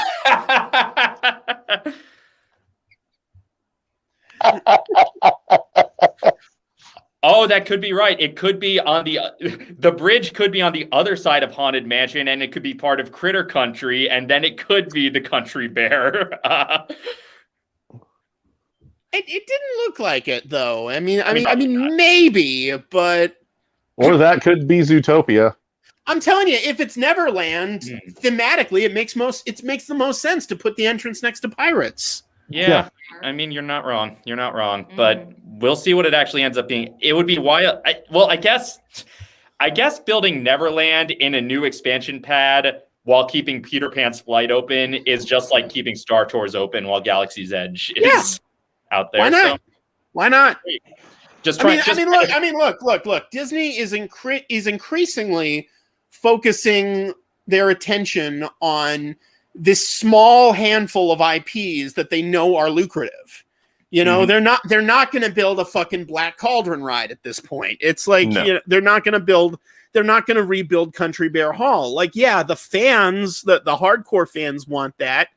They don't, they're looking to appeal to as many rich people as humanly possible, because no more APs. But anyway. Okay, so they keep reiterating Disney is not seeking public funding. This is all about trying to get the zoning commission to rezone these areas as not just being hotel parking. And that is this is a lot of hubbub for basically a planning commission meeting. Yeah, let me ask you this. I'm not sure if you guys know this, but at what point exactly, like circa what year was the Disneyland parking lot officially rezoned as okay, you can build DCA here? I want to say that was 96 because that was the year that they focused on earlier in the site. In some of the press stuff they mentioned 1996 as when this zoning was approved. Okay, so they succeeded. Okay, so they succeeded there. So yeah, I mean, I guess Anaheim City Council is just being stubborn on this. So they're looking for, Well, I mean, because probably they saw how little that original expansion actually helped the neighboring community. Yeah, because they let's face it, they built that whole fucking bridge that takes you basically directly from the I-5 straight to the straight to Mickey and Friends. It's like there's no reason. It's like you pass one gas station and that's literally it. Otherwise, it was honestly like it was a net loss to like the city because you used to have to actually drive on Harbor to get to Disneyland. You used to, yeah, and you could actually see, you'd actually have a chance to see, instead of eating lunch in the park, let's walk to this McDonald's later or whatever. Sure. Well, I mean, it's. And I guess you can still do that, but I mean it's not like these businesses on Harbor Boulevard are going out of business exactly. I mean, if anything, they've been able to. I mean, it feels like over the years, the businesses on Harbor Boulevard have gotten a little more the suburban version of upscale. It's like they've gone from like tacky motels and fast food joints to like Mimi's Cafe and that kind of shit. It's yeah. I mean, you know what I mean? Not really upscale, but like the touristy suburban version of upscale. Like ooh, fancy! They got a Panera here. Like the shit on Beach Boulevard near Knott's. Like they don't quite have a fucking medieval times or a Rockin' Brews. That's more Buena Park shit. But it's closer to that. It's so. I mean, it's not. I mean, maybe it was a net loss to Anaheim, but I mean, I mean, there is an argument to be made of like, at this point, Disney practically owns the city anyway. Why not? It's. I mean, who are they fooling? Yeah, I think the businesses still on Harbor probably do most of their business from motel guests staying in walking distance of those hotels. Haley just mentioned Garden Walk. Yes. Are they or have they already and or are they eventually going to reopen the Garden Walk movie theater now that the AMC is closed at Downtown Disney? That's a good question. Because it feels like, now that that's gone, I haven't been to Garden Walk in a while, but I think when I drove past it, I saw an AMC logo there. Okay. So I think there you go. I mean, I think AMC took up residence in the old Garden Walk Theater, and House of Blues also moved to Garden Walk. Mm-hmm. So right. Garden Walk is basically where it's downtown. Oh, we lost Charlie. Charlie. Hello? Is anybody out there? What happened? What happened? Oh, I don't know. We lost Disney's lawyers fucking shut us down. Hey, so we can finally stop that Randy Moore counter we have going on. No, for some reason, the picture froze on my phone and it just wouldn't. Like I had to reboot it. So, man, it's like. Okay, so I'm sorry. You just reminded me of years. I don't know why I remember this. Oh, hi, Anarchy. She saw cats there. Of course she did. The so it's your fault. The perfect way to celebrate. Yeah, I remember You know what? Forget it. Too much of a tangent. But go back to what you were saying. So yeah, I know there's been speculation that Disney will buy up Garden Walk at some point. Hey, they will. Because they've already partnered with them for overflow parking there on the most miserable day I've ever had at the parks, where I had to park at Garden Walk and get bussed over to Disneyland proper. Mickey and Friends was full. They drove me around through the backstage of DCA to get across the street to drive down to Garden Walk, and then take a shuttle to the Esplanade. When was this? Was this during D23 or something? This was in 2015 or 16 that it happened to me. And then it later happened to Charlie. It happened to you at VidCon Day one year, right? one of the days, I think. Yeah. That was pretty miserable. I'm not gonna lie. But anyway, since Garden Walk has been a second life for all the closed downtown Disney businesses, it would be a real slap in House of Blues' face for it to just become more Disney overflow shit. Yeah.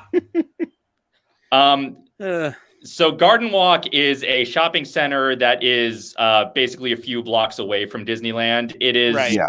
It is not anything particularly remarkable. It's an outlet mall that's like a few blocks down. Even calling it an outlet mall is generous. It's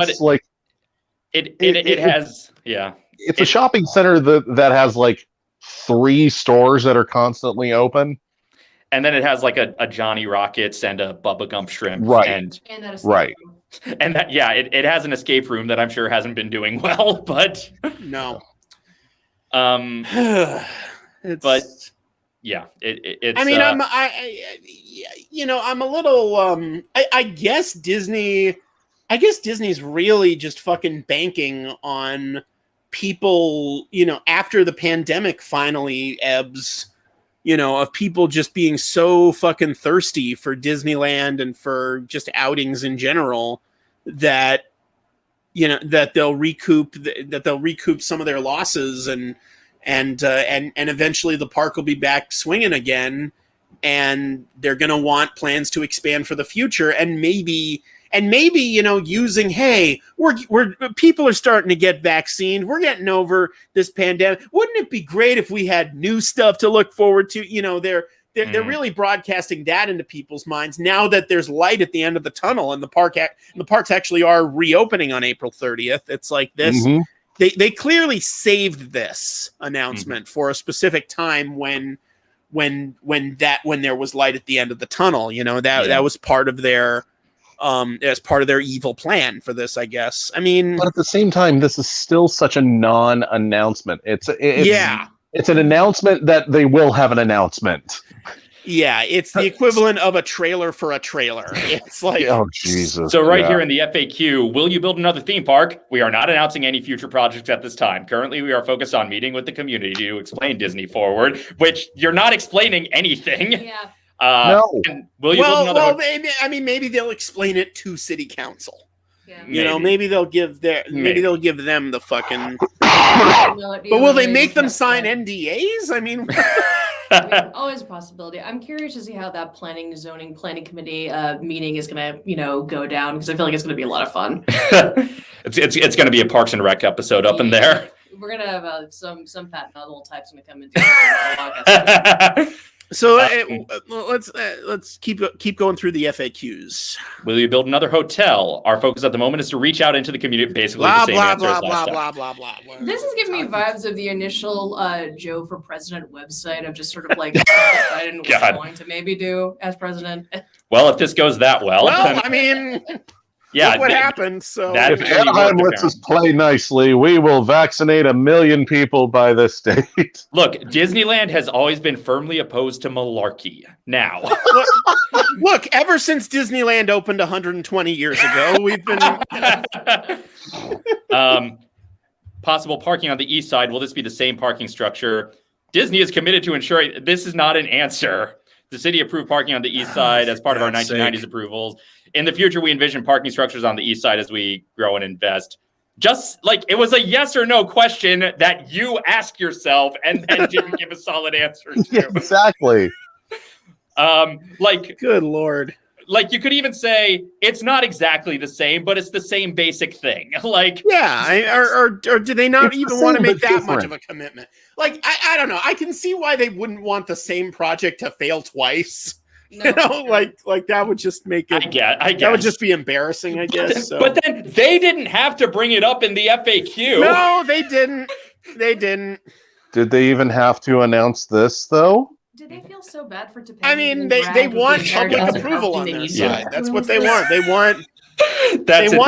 want their fucking Snyder Cut stands to be marching on Anaheim City Council. I am strongly indifferent if that's the case.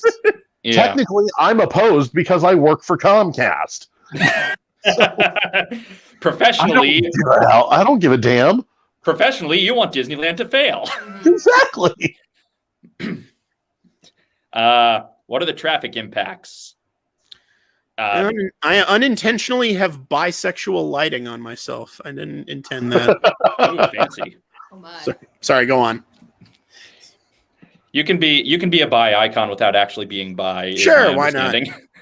I mean, I can change the color temperature on Sure, mine. without actually. No, I'm not. Sorry. I like that. So this seems like a long-winded way Stolen of valor, as far as I'm concerned. Sorry, go on. No, that's This- Transformers. So the traffic impact answer looks like a long-winded way of saying that don't worry, Harbor will still have as many annoying red lights as usual. I guess the bigger concern is what it'll do if there's bridges over Disneyland Drive, what it'll do to traffic on Disneyland Drive. What traffic? Yeah, that's the thing. That road is so rarely used. For that stretch of the road tends to be avoided by people who aren't actively going to either of the hotels. Yeah, exactly. Will Plus, it's also an easier way to get back on the 5. Disneyland Forward result in gerbs? No. I mean, it will at first until we lay everyone off again because Chapek's still in charge. What will you do as the first result? We are at the very beginning phases of the public. You keep giving the same non-answer to all the questions you asked yourself. So what you will do first, reach out to the community and share Disney Forward with Anaheim residents and stakeholders. Now, we lost Tony. Well, we lost the rest of us It was his turn to go away. earlier. Yeah. It's his turn to get Thanos'd. But I mean, if you go away, will the live stream just continue? It apparently did when I went away last time. It is the That's Mobius right. strip. It is always going. Everything. Oh no! I Power feel in his building just went out, Oh. Oh. No, that sucks. Oh, so his shit. internet's needing to reboot. That sucks. Yeah. Well, we'll see you in a bit, Tony. Mhm. So my theory on this is that somebody must have been feeling really, really, really bad for Topanga after all the stuff going on with her husband right now. And just was like, After all the Jensen Cart bullshit. they're just sort of like, release this. We need to get like this away from one of our OG stars. I am yeah. curious to see how the rest of like the theme park news channels are handling this. Well, I've already seen a lot of clickbait blogs saying like it's Oh, going it's to a be a third new gate. park, and it's They're good. not. Environmental impact. Updating the existing environmental impact report. So the environmental. It's gonna be bad, people. Yeah. It's gonna be real bad. Hey, Welcome I got kidnapped by the Disney lawyers momentarily. It was- Uh, You bribed them with cookies. It keeps happening to all of us. I had to stab my way out. Stab your way out with community efforts. Yes. Yeah, the cast of Community helped me.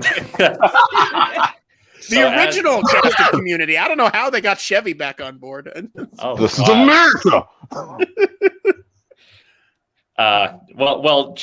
Chevy was just frustrated that Disney kept giving Martin Short and Steve Martin all that Yes. work, but giving the other two anyway. amigos plenty of park presence. So as part of this process, the city will be updating the existing environmental impact record. So That doesn't say anything. None Yeah. of this says anything. They're just typing Just say you're words. furthering your carbon footprint or close Autopia already. Jeez. Yeah. They might as well be typing Purple Monkey dishwasher. how will COVID-19 affect? I don't know. How did it affect every fucking other thing? Like, when will the parks open? Well, that like at the end of I it. love Yeah, that that's the last question.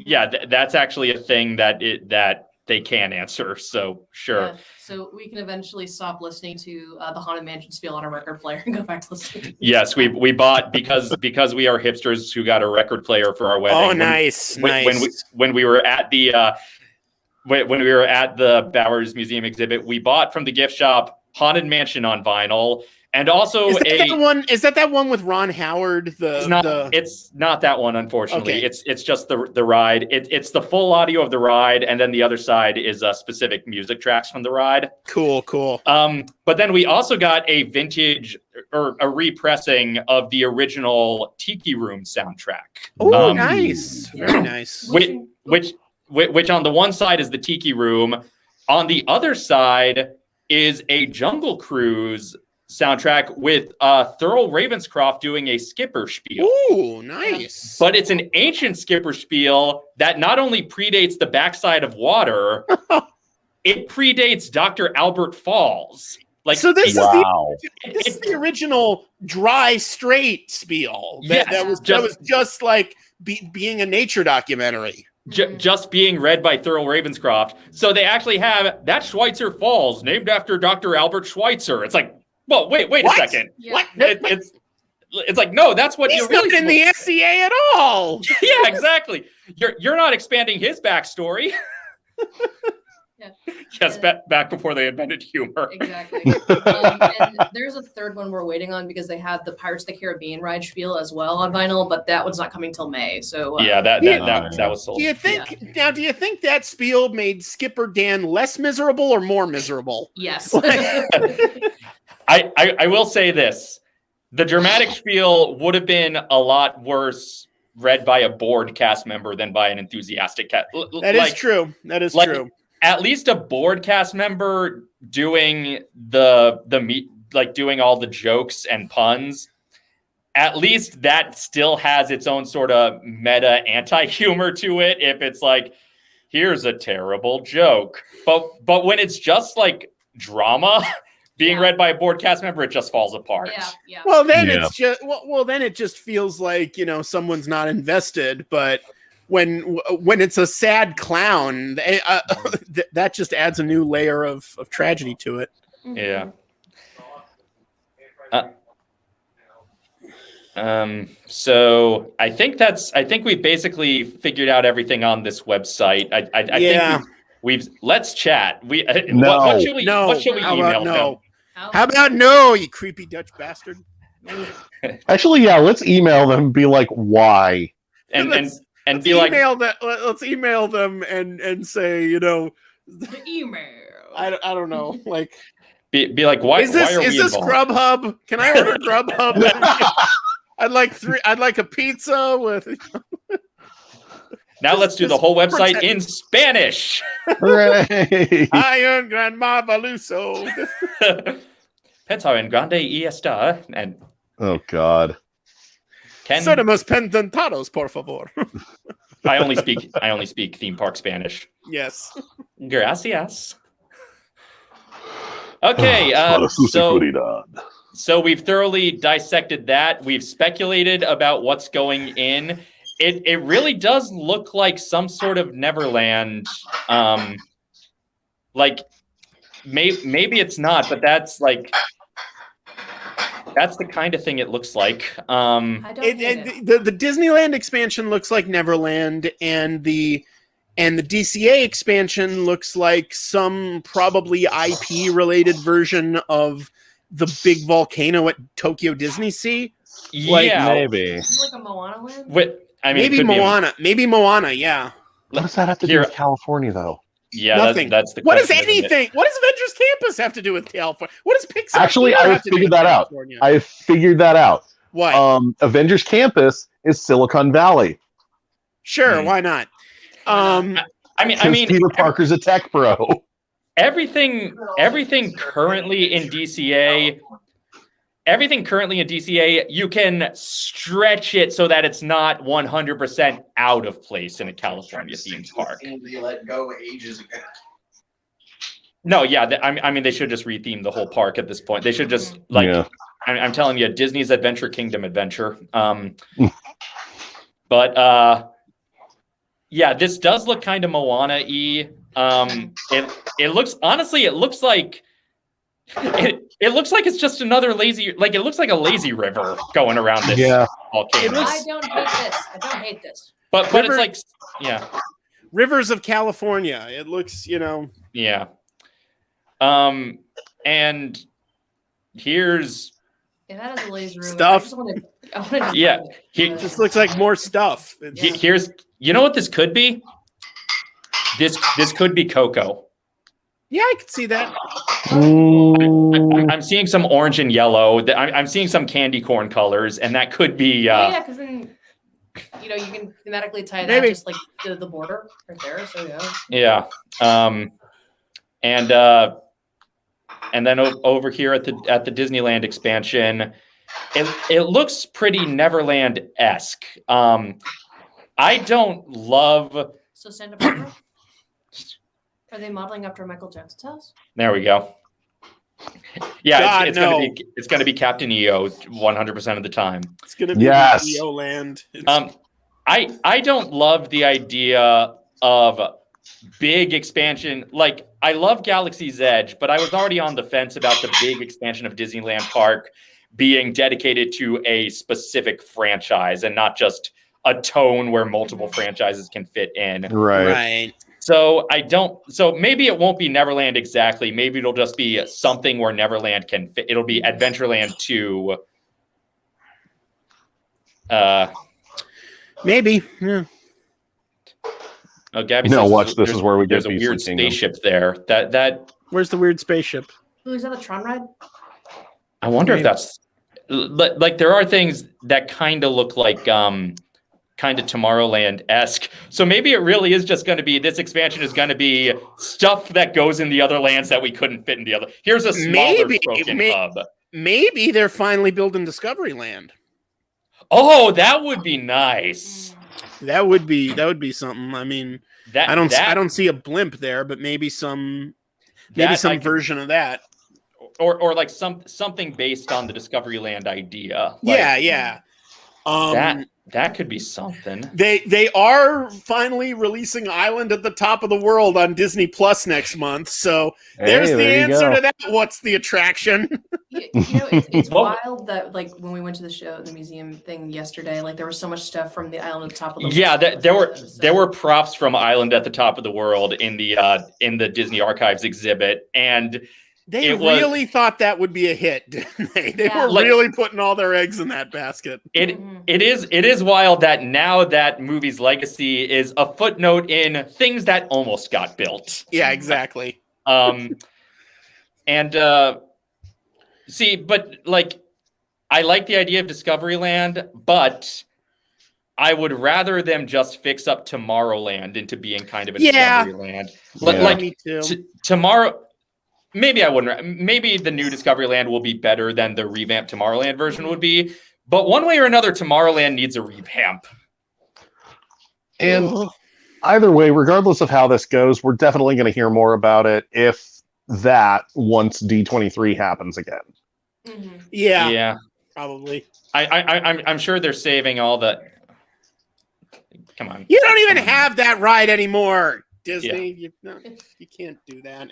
Sorry. I'm sure they're saving like the bulk of the announcements for, even if they know exactly what this is, they're saving announcements for D23. They'll save it. I want to go to panel for Target again.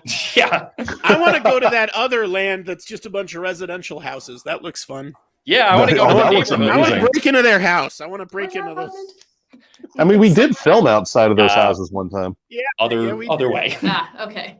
I'm not going to dox us. Okay, not yet. I mean, we may not be in this apartment. We probably won't be in this apartment much longer because reasons. But yeah, well, we didn't even get to have a party there or anything. I know we had this great big apartment that was perfect for parties, but like, well. Has the rent gotten too expensive or something? It's gotten pretty high. The rent is getting high, and without getting into too much personal stuff, the roommates are ready to move out, and we also may have to move depending on what's going on with potential jobs for Allie and. So we're still going to be staying in the state of California, but we may be in a different area of the state of California. We may be on the other side of LA, depending on how things. Okay. Not to get into personal stuff. No. Yeah. Well, do what you got to do. Obviously, we'll save it for the text. Yeah. We'll save it for the Skype chats. Yes. But Okay, so then this is Disneyland Hotel right here, and this looks like they're just going to spruce up the existing pool area where the I wanted to say Skipper Canteen, but no, where Trader Sam's is. Right. That weirdly looks like the museum entrance for Smithsonian. Kind of, yeah. I mean, I don't see them. I don't see that part of the Disneyland Hotel actually turning into like a parkland. Like that doesn't seem likely. Just because you know a hotel's got to be its own enclosed space. You know, it's got to be its own thing. But I'm guessing because like this, the building farthest to the right of the screen is what used to be, or is what is currently the main entrance to the Disneyland Hotel. And if that's like back to like the parking part of this parking lot that would be bulldozed is Disneyland Hotel parking. It looks like what they're doing is building up a garage over here. Yeah, that looks like it. Yeah. So I don't know if this would still be the main entrance, just sort of behind park area, or I don't know. Or if they'd reroute the main entrance to be one of the other buildings, but that doesn't give them a whole lot of space to deal with either. So I'm interested, like this new second Esplanade here, maybe it's just the color scheme and it's just the fact that all we're seeing is a bunch of tiny colored lights without much detail. But is it just me, or does this look kind of circusy in a not great way? I think it's just the lights they're using. Probably, but I don't know. It'll probably just look like it'll probably just look like an extension of the existing Downtown Disney and the existing Esplanade. But so my real question is, are they going to have an Ulta there since they've got Sephora on the other side? Well, you know, that is for the contracts to decide. But yeah, this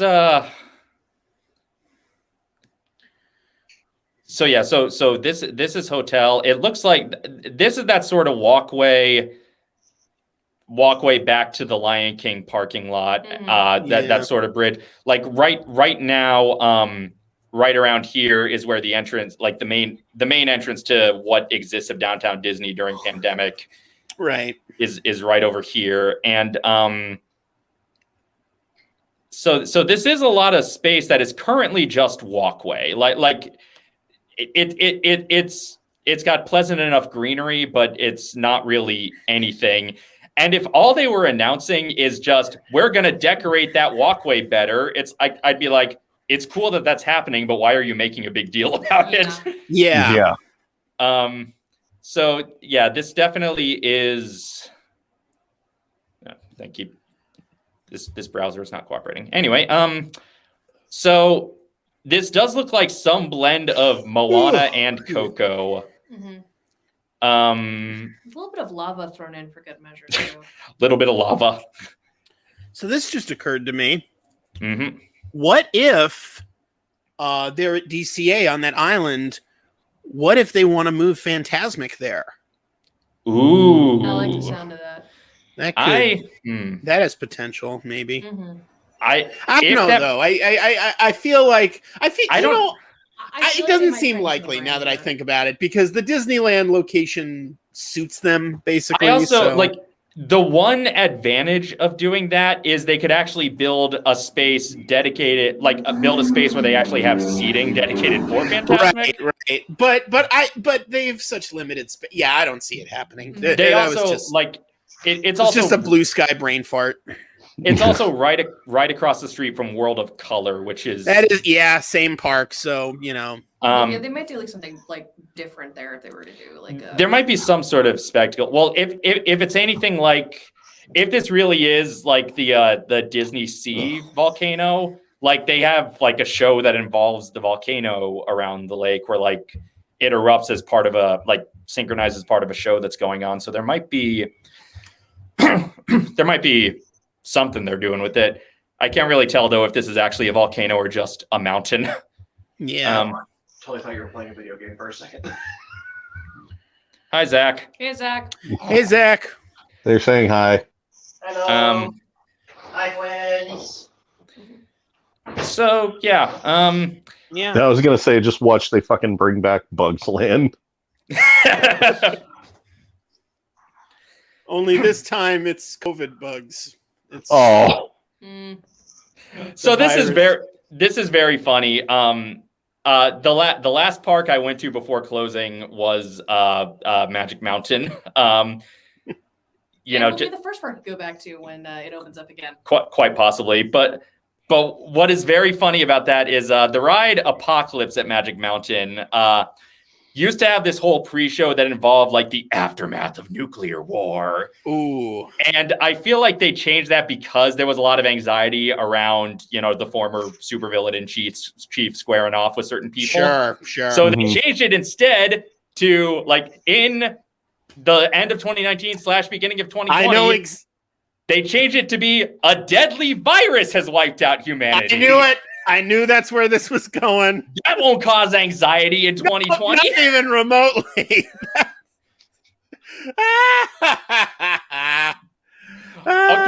Okay, yes. If this mountain is just to build like island. If it's just to build a screen accurate Bugs Land, I would respect the bullshit. They built a screen accurate. They built a screen accurate Ant Island in the queue of Tough to Be a Bug at DCA. Yes, just a tiny screen accurate. Just a scale model version of it. Yes, that was with Chandler. That was with you. That was my last trip to Magic Mountain. My last trip to Disneyland was with you as well, Chandler. So, yeah, that was also where. Well, the Magic Mountain trip was the same day as we went to the lobby of the actual Disney archives. Oh God, that's right. That was fun. That was a wild day. The last fun day of my life. But no. Yeah.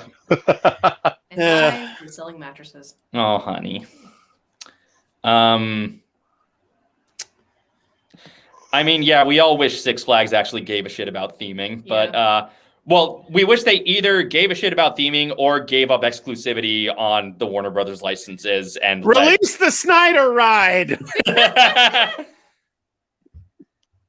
You really want it to be 4 hours long and in black and white?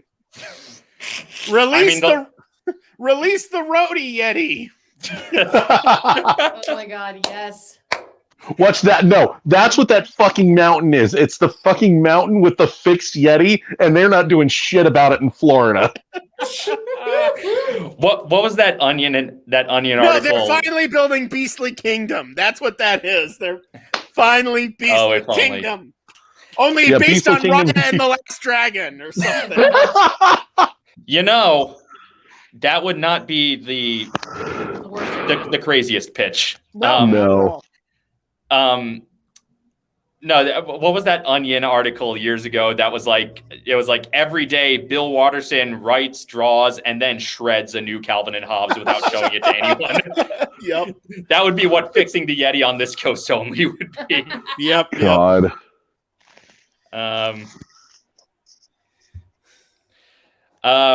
Warner Brothers used to own controlling interest in Six Flags. I don't know why they sold, but but Six Flags kept the license, and it's complicated. Then at one point they were owned by the evil Washington football team guy, and fuck you, Dan Snyder. Yeah, I always forget which one's Dan Snyder and which one's Dan Schneider. I just release the Snyder team. I'll stop. Yes.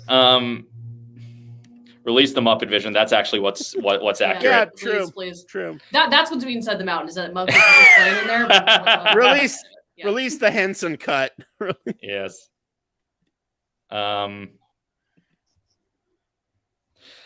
I don't think there ever will be more Roger Rabbit attractions because I don't think Amblin will be in a position to sign off on more Disney attraction. Like the fact that there's any Roger Rabbit attractions when Amblin was in bed with Universal for theme parks and in bed with Warner Brothers for animation, like I don't. That was a small miracle right there. Yeah, I don't see any more Roger Rabbit attractions anytime soon unless they actually make a new Roger Rabbit movie. Which they're not going to do because Disney's not interested. They wrote one like the writers of the original. I talked about this on How Did This Not Get Made, the podcast with David Spencer and Daniel Kaka at Pipe Dream Podcast. Which is a very fun podcast. Yeah. We talked about this. Like they wrote a script a while back it's been gathering dust at Disney. Just they're not interested in developing it further. Yeah, so it's going to be like, it's not going to be for several executive regime changes before. Like, I feel like eventually they'll be like someone at Disney will be like, let's do something with Roger Rabbit again. But yeah, it'll be the equivalent of Mary Poppins Returns, where they finally get to it 50 years later. Exactly. Charles Fleischer will be offered a cameo as an old man, but instead they'll give it to some other voice actor who They'll give it to Paul Rubens. Anarchy has a good point. Anything that doesn't get built is just, it was supposed to be in Disney Forward. God damn it. She's right. God damn it. You're 100% right, Anarchy. This really is this is Disney Decade 2.0. That's what this is. Only they're smart enough now not to reveal any specifics, because that was their problem with Disney Decade. They revealed too many specifics and they were all wrong. Pretty much all of them. Yeah. Yeah. Like, remember, like they were seriously gonna fucking build Hollywood Land in that little space between Main Street and Tomorrowland. And like the Hollywood, like they were gonna decorate the back of Space Mountain to be like the Hollywood Hills with the Hollywood sign there, and they were gonna build a clone of the Great Movie Ride. And it's like, that sure happened. Well, instead, they just built Hollywood Studios backlot in DCA. So there was another point. Like, there have been multiple attempts to get the Great Movie Ride in California, because I don't remember the details, but at one point they were going to build it like in a mall in Burbank, like just freestanding in a mall, like all the other floors are a mall, and then the top floor is also here's a Disney ride. Like that one Rainforest Cafe in Texas that has a ride attached to it. Do you know about that? In fucking Galveston, Texas, there's one and it's the only Rainforest Cafe in the world that has an actual ride attached to it. And it's just like this 5-minute, it's like the Jungle Cruise meets Kali River Rapids without the rapids. But it doesn't have a skipper, and for some reason the ride vehicles are like these circular rapids vehicles, but there's no reason for them, because there's no fucking rapids. It should have just, by all intents, been like a pirate's boat or a Small World boat. Like, that's all it needed. And plus, if you get 360-degree viewing, it's harder to cover up the lights and shit. That, you know, it. Yeah, when you're doing a 360 ride, you need to be like really confident in the theming of your attraction. I mean, if I was still doing, conventional some jerks the way I used to do them, one really fascinating topic for a video would be like just going on a big old road trip, just finding all the freestanding rides in the world, like no theme park attached to them, like the Rainforest Cafe ride in Galveston, the fucking Jurassic River adventure in Pigeon Forge, I think. Oh yeah. Oh wow, that's a thing. Oh wow. Yeah. Oh, there are tons of videos about it. It sucks. Yeah, I mean, it's... Yeah, the Jurassic Jungle Boat ride. It's a cool idea in theory, but, you need some real infrastructure there to commit to in order to have... I mean, yeah, it's a fool's errand. It really is. I would love a world where... I mean, now that I actually live near theme parks and they're not open anyway, it's less of a deal. But, like, growing up in the Northeast, I would have loved a world where it was common to just have a ride around, like, hey, if you go to this mall, there's a ride there. Yeah, I mean, and it's originally when they were blue skying the Times Square Disney store, they wanted to build a roller coaster. Like just an outdoor roller coaster just through Times Square, basically, that would be connected to the Disney store. It was such a bad idea. The exact kind of thing you don't go to Disney parks for. Yeah, pretty much. I mean, or like that one Ferris wheel that was at the Times Square Toys R Us. Remember that? Yeah, that was a thing. The closest you get to that is like some malls have carousels in them, or like little trains. Those wouldn't count for this for these purposes. Yeah, that's not it. It has to actually be it would have to actually be an experience that you can't get. And it can't be like one of those 3D things. It can't be, because that's too easy. The fucking Eminem Las Vegas 3D movie or whatever. Mm-hmm. Although I would, if the Star Trek experience at Vegas was still open, I would count that just because that's more than just a simulator. Like, that was a whole experience. That's a full. I'm gonna go make some tea. Okay. That was kind of Galaxy's Edge before Galaxy's Edge in a way. I mean, certainly with the whole cool. like the cast members committing to the immersion, absolutely. Every part of the experience being part of the world building. They really set the groundwork for the things Galaxy's Edge managed to do, and I can't help but feel like we're just rambling at this point. Yeah, because we've said all that needs to be said about this thing. I think at this point we've sort of run out of things to say about this non-announcement. And we've also been going for a few hours, and as much fun as I'm having, I am getting tired and hungry. So And every minute that I'm not editing the podcast today is a minute that I'm staying up in flop sweat on next Tuesday night trying to get it finished. So fair enough. I should get started on that shit. But thank you so much. Thank you to everyone watching, and thank you, friends, for joining me and basically doing what we do when we hang out, except in front of an audience. Yeah, exactly. Might as well be monetized, right? Yeah, well, I'm not monetized, but right. But Patreon.com/Doggins. Content. Yay! Yeah. I'm pretty sure everyone in the chat already subscribes to both of you, but just in case, is there anything either of you would like to plug? Charlie, you want to go first? Just my channel, Theme Snark. My channel is Tony Goldmark, and of course, my weekly podcast, Escape from Vault Disney, can be found at escapeFromVaultDisney.libsyn.com or at Apple Podcasts, Spotify. You know the drill. It's every week we cover a something on Disney Plus, be it a movie or a TV show or a series of shorts chosen completely at random, or at least mostly at random. This week, this coming week we conclude Muppet Month on the show. I just released our episode on Muppets Most Wanted with the hosts of the channel KRT podcast. And next week, the episode this coming Wednesday will be on The Muppet Show Season 4, Episode 18 with very special guest Christopher Reeve, where one of my guests will be Luke Ski. You know what? I'll reveal it here. One of my other guests on that show is Ryan Hipp. It's nice. It's too perfect that Ryan Hipp got the fucking Superman episode of the Muppet Show.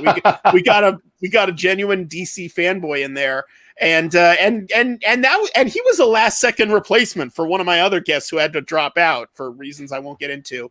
So it worked out nicely. And my third guess, I'm gonna keep a secret because it's a surprise. So, oh no! So check that out. Next week, I'm gonna release March 31st. Hooray! So everyone, and both of us, both me and Charlie, have also been heard on several episodes of Escape from Vault Disney. Yes. So if you haven't been listening to it, what's wrong with you? Absolutely. If you haven't been listening to it, you're not a real fan. No, not at all. You're fake. If you're not listening to it, you're hurting DisneyForward. You're such a fake fan, only tuning in for 3-hour live streams where we speculate on an announcement that wasn't really an announcement. You fucking posers. Now, I haven't really looked into this, but I'm sure getting real gatekeepery with my own fandom is the sure way to expand my fandom, right? Oh, yeah, absolutely. Definitely. No question. All right. We are clearly getting loopy and have other things to do, but thank you, everyone. Have a good night, everyone. Have a good night. Subscribe to Dave's Patreon. Yes. Patreon.com/Doggins. I do a podcast on Patreon with my wife who was here earlier. You can only hear it if you don't pledge to his Patreon, you're a common thief. A common thief, I tell you. Thieves! You're not supporting Disneyland Forward if you're not supporting Dave's podcast.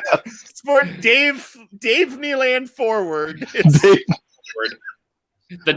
Look, with the Doggins Forward project, we might get into eventually maybe actually finishing the Flitstrap of Fornia. Hooray! Yes. With all its 2016 era jokes. Oh my God, yes. With all of its topical jokes about the Ghostbusters reboot. Oh, God. All right. Good night, everyone. We have fun. Good night. Night.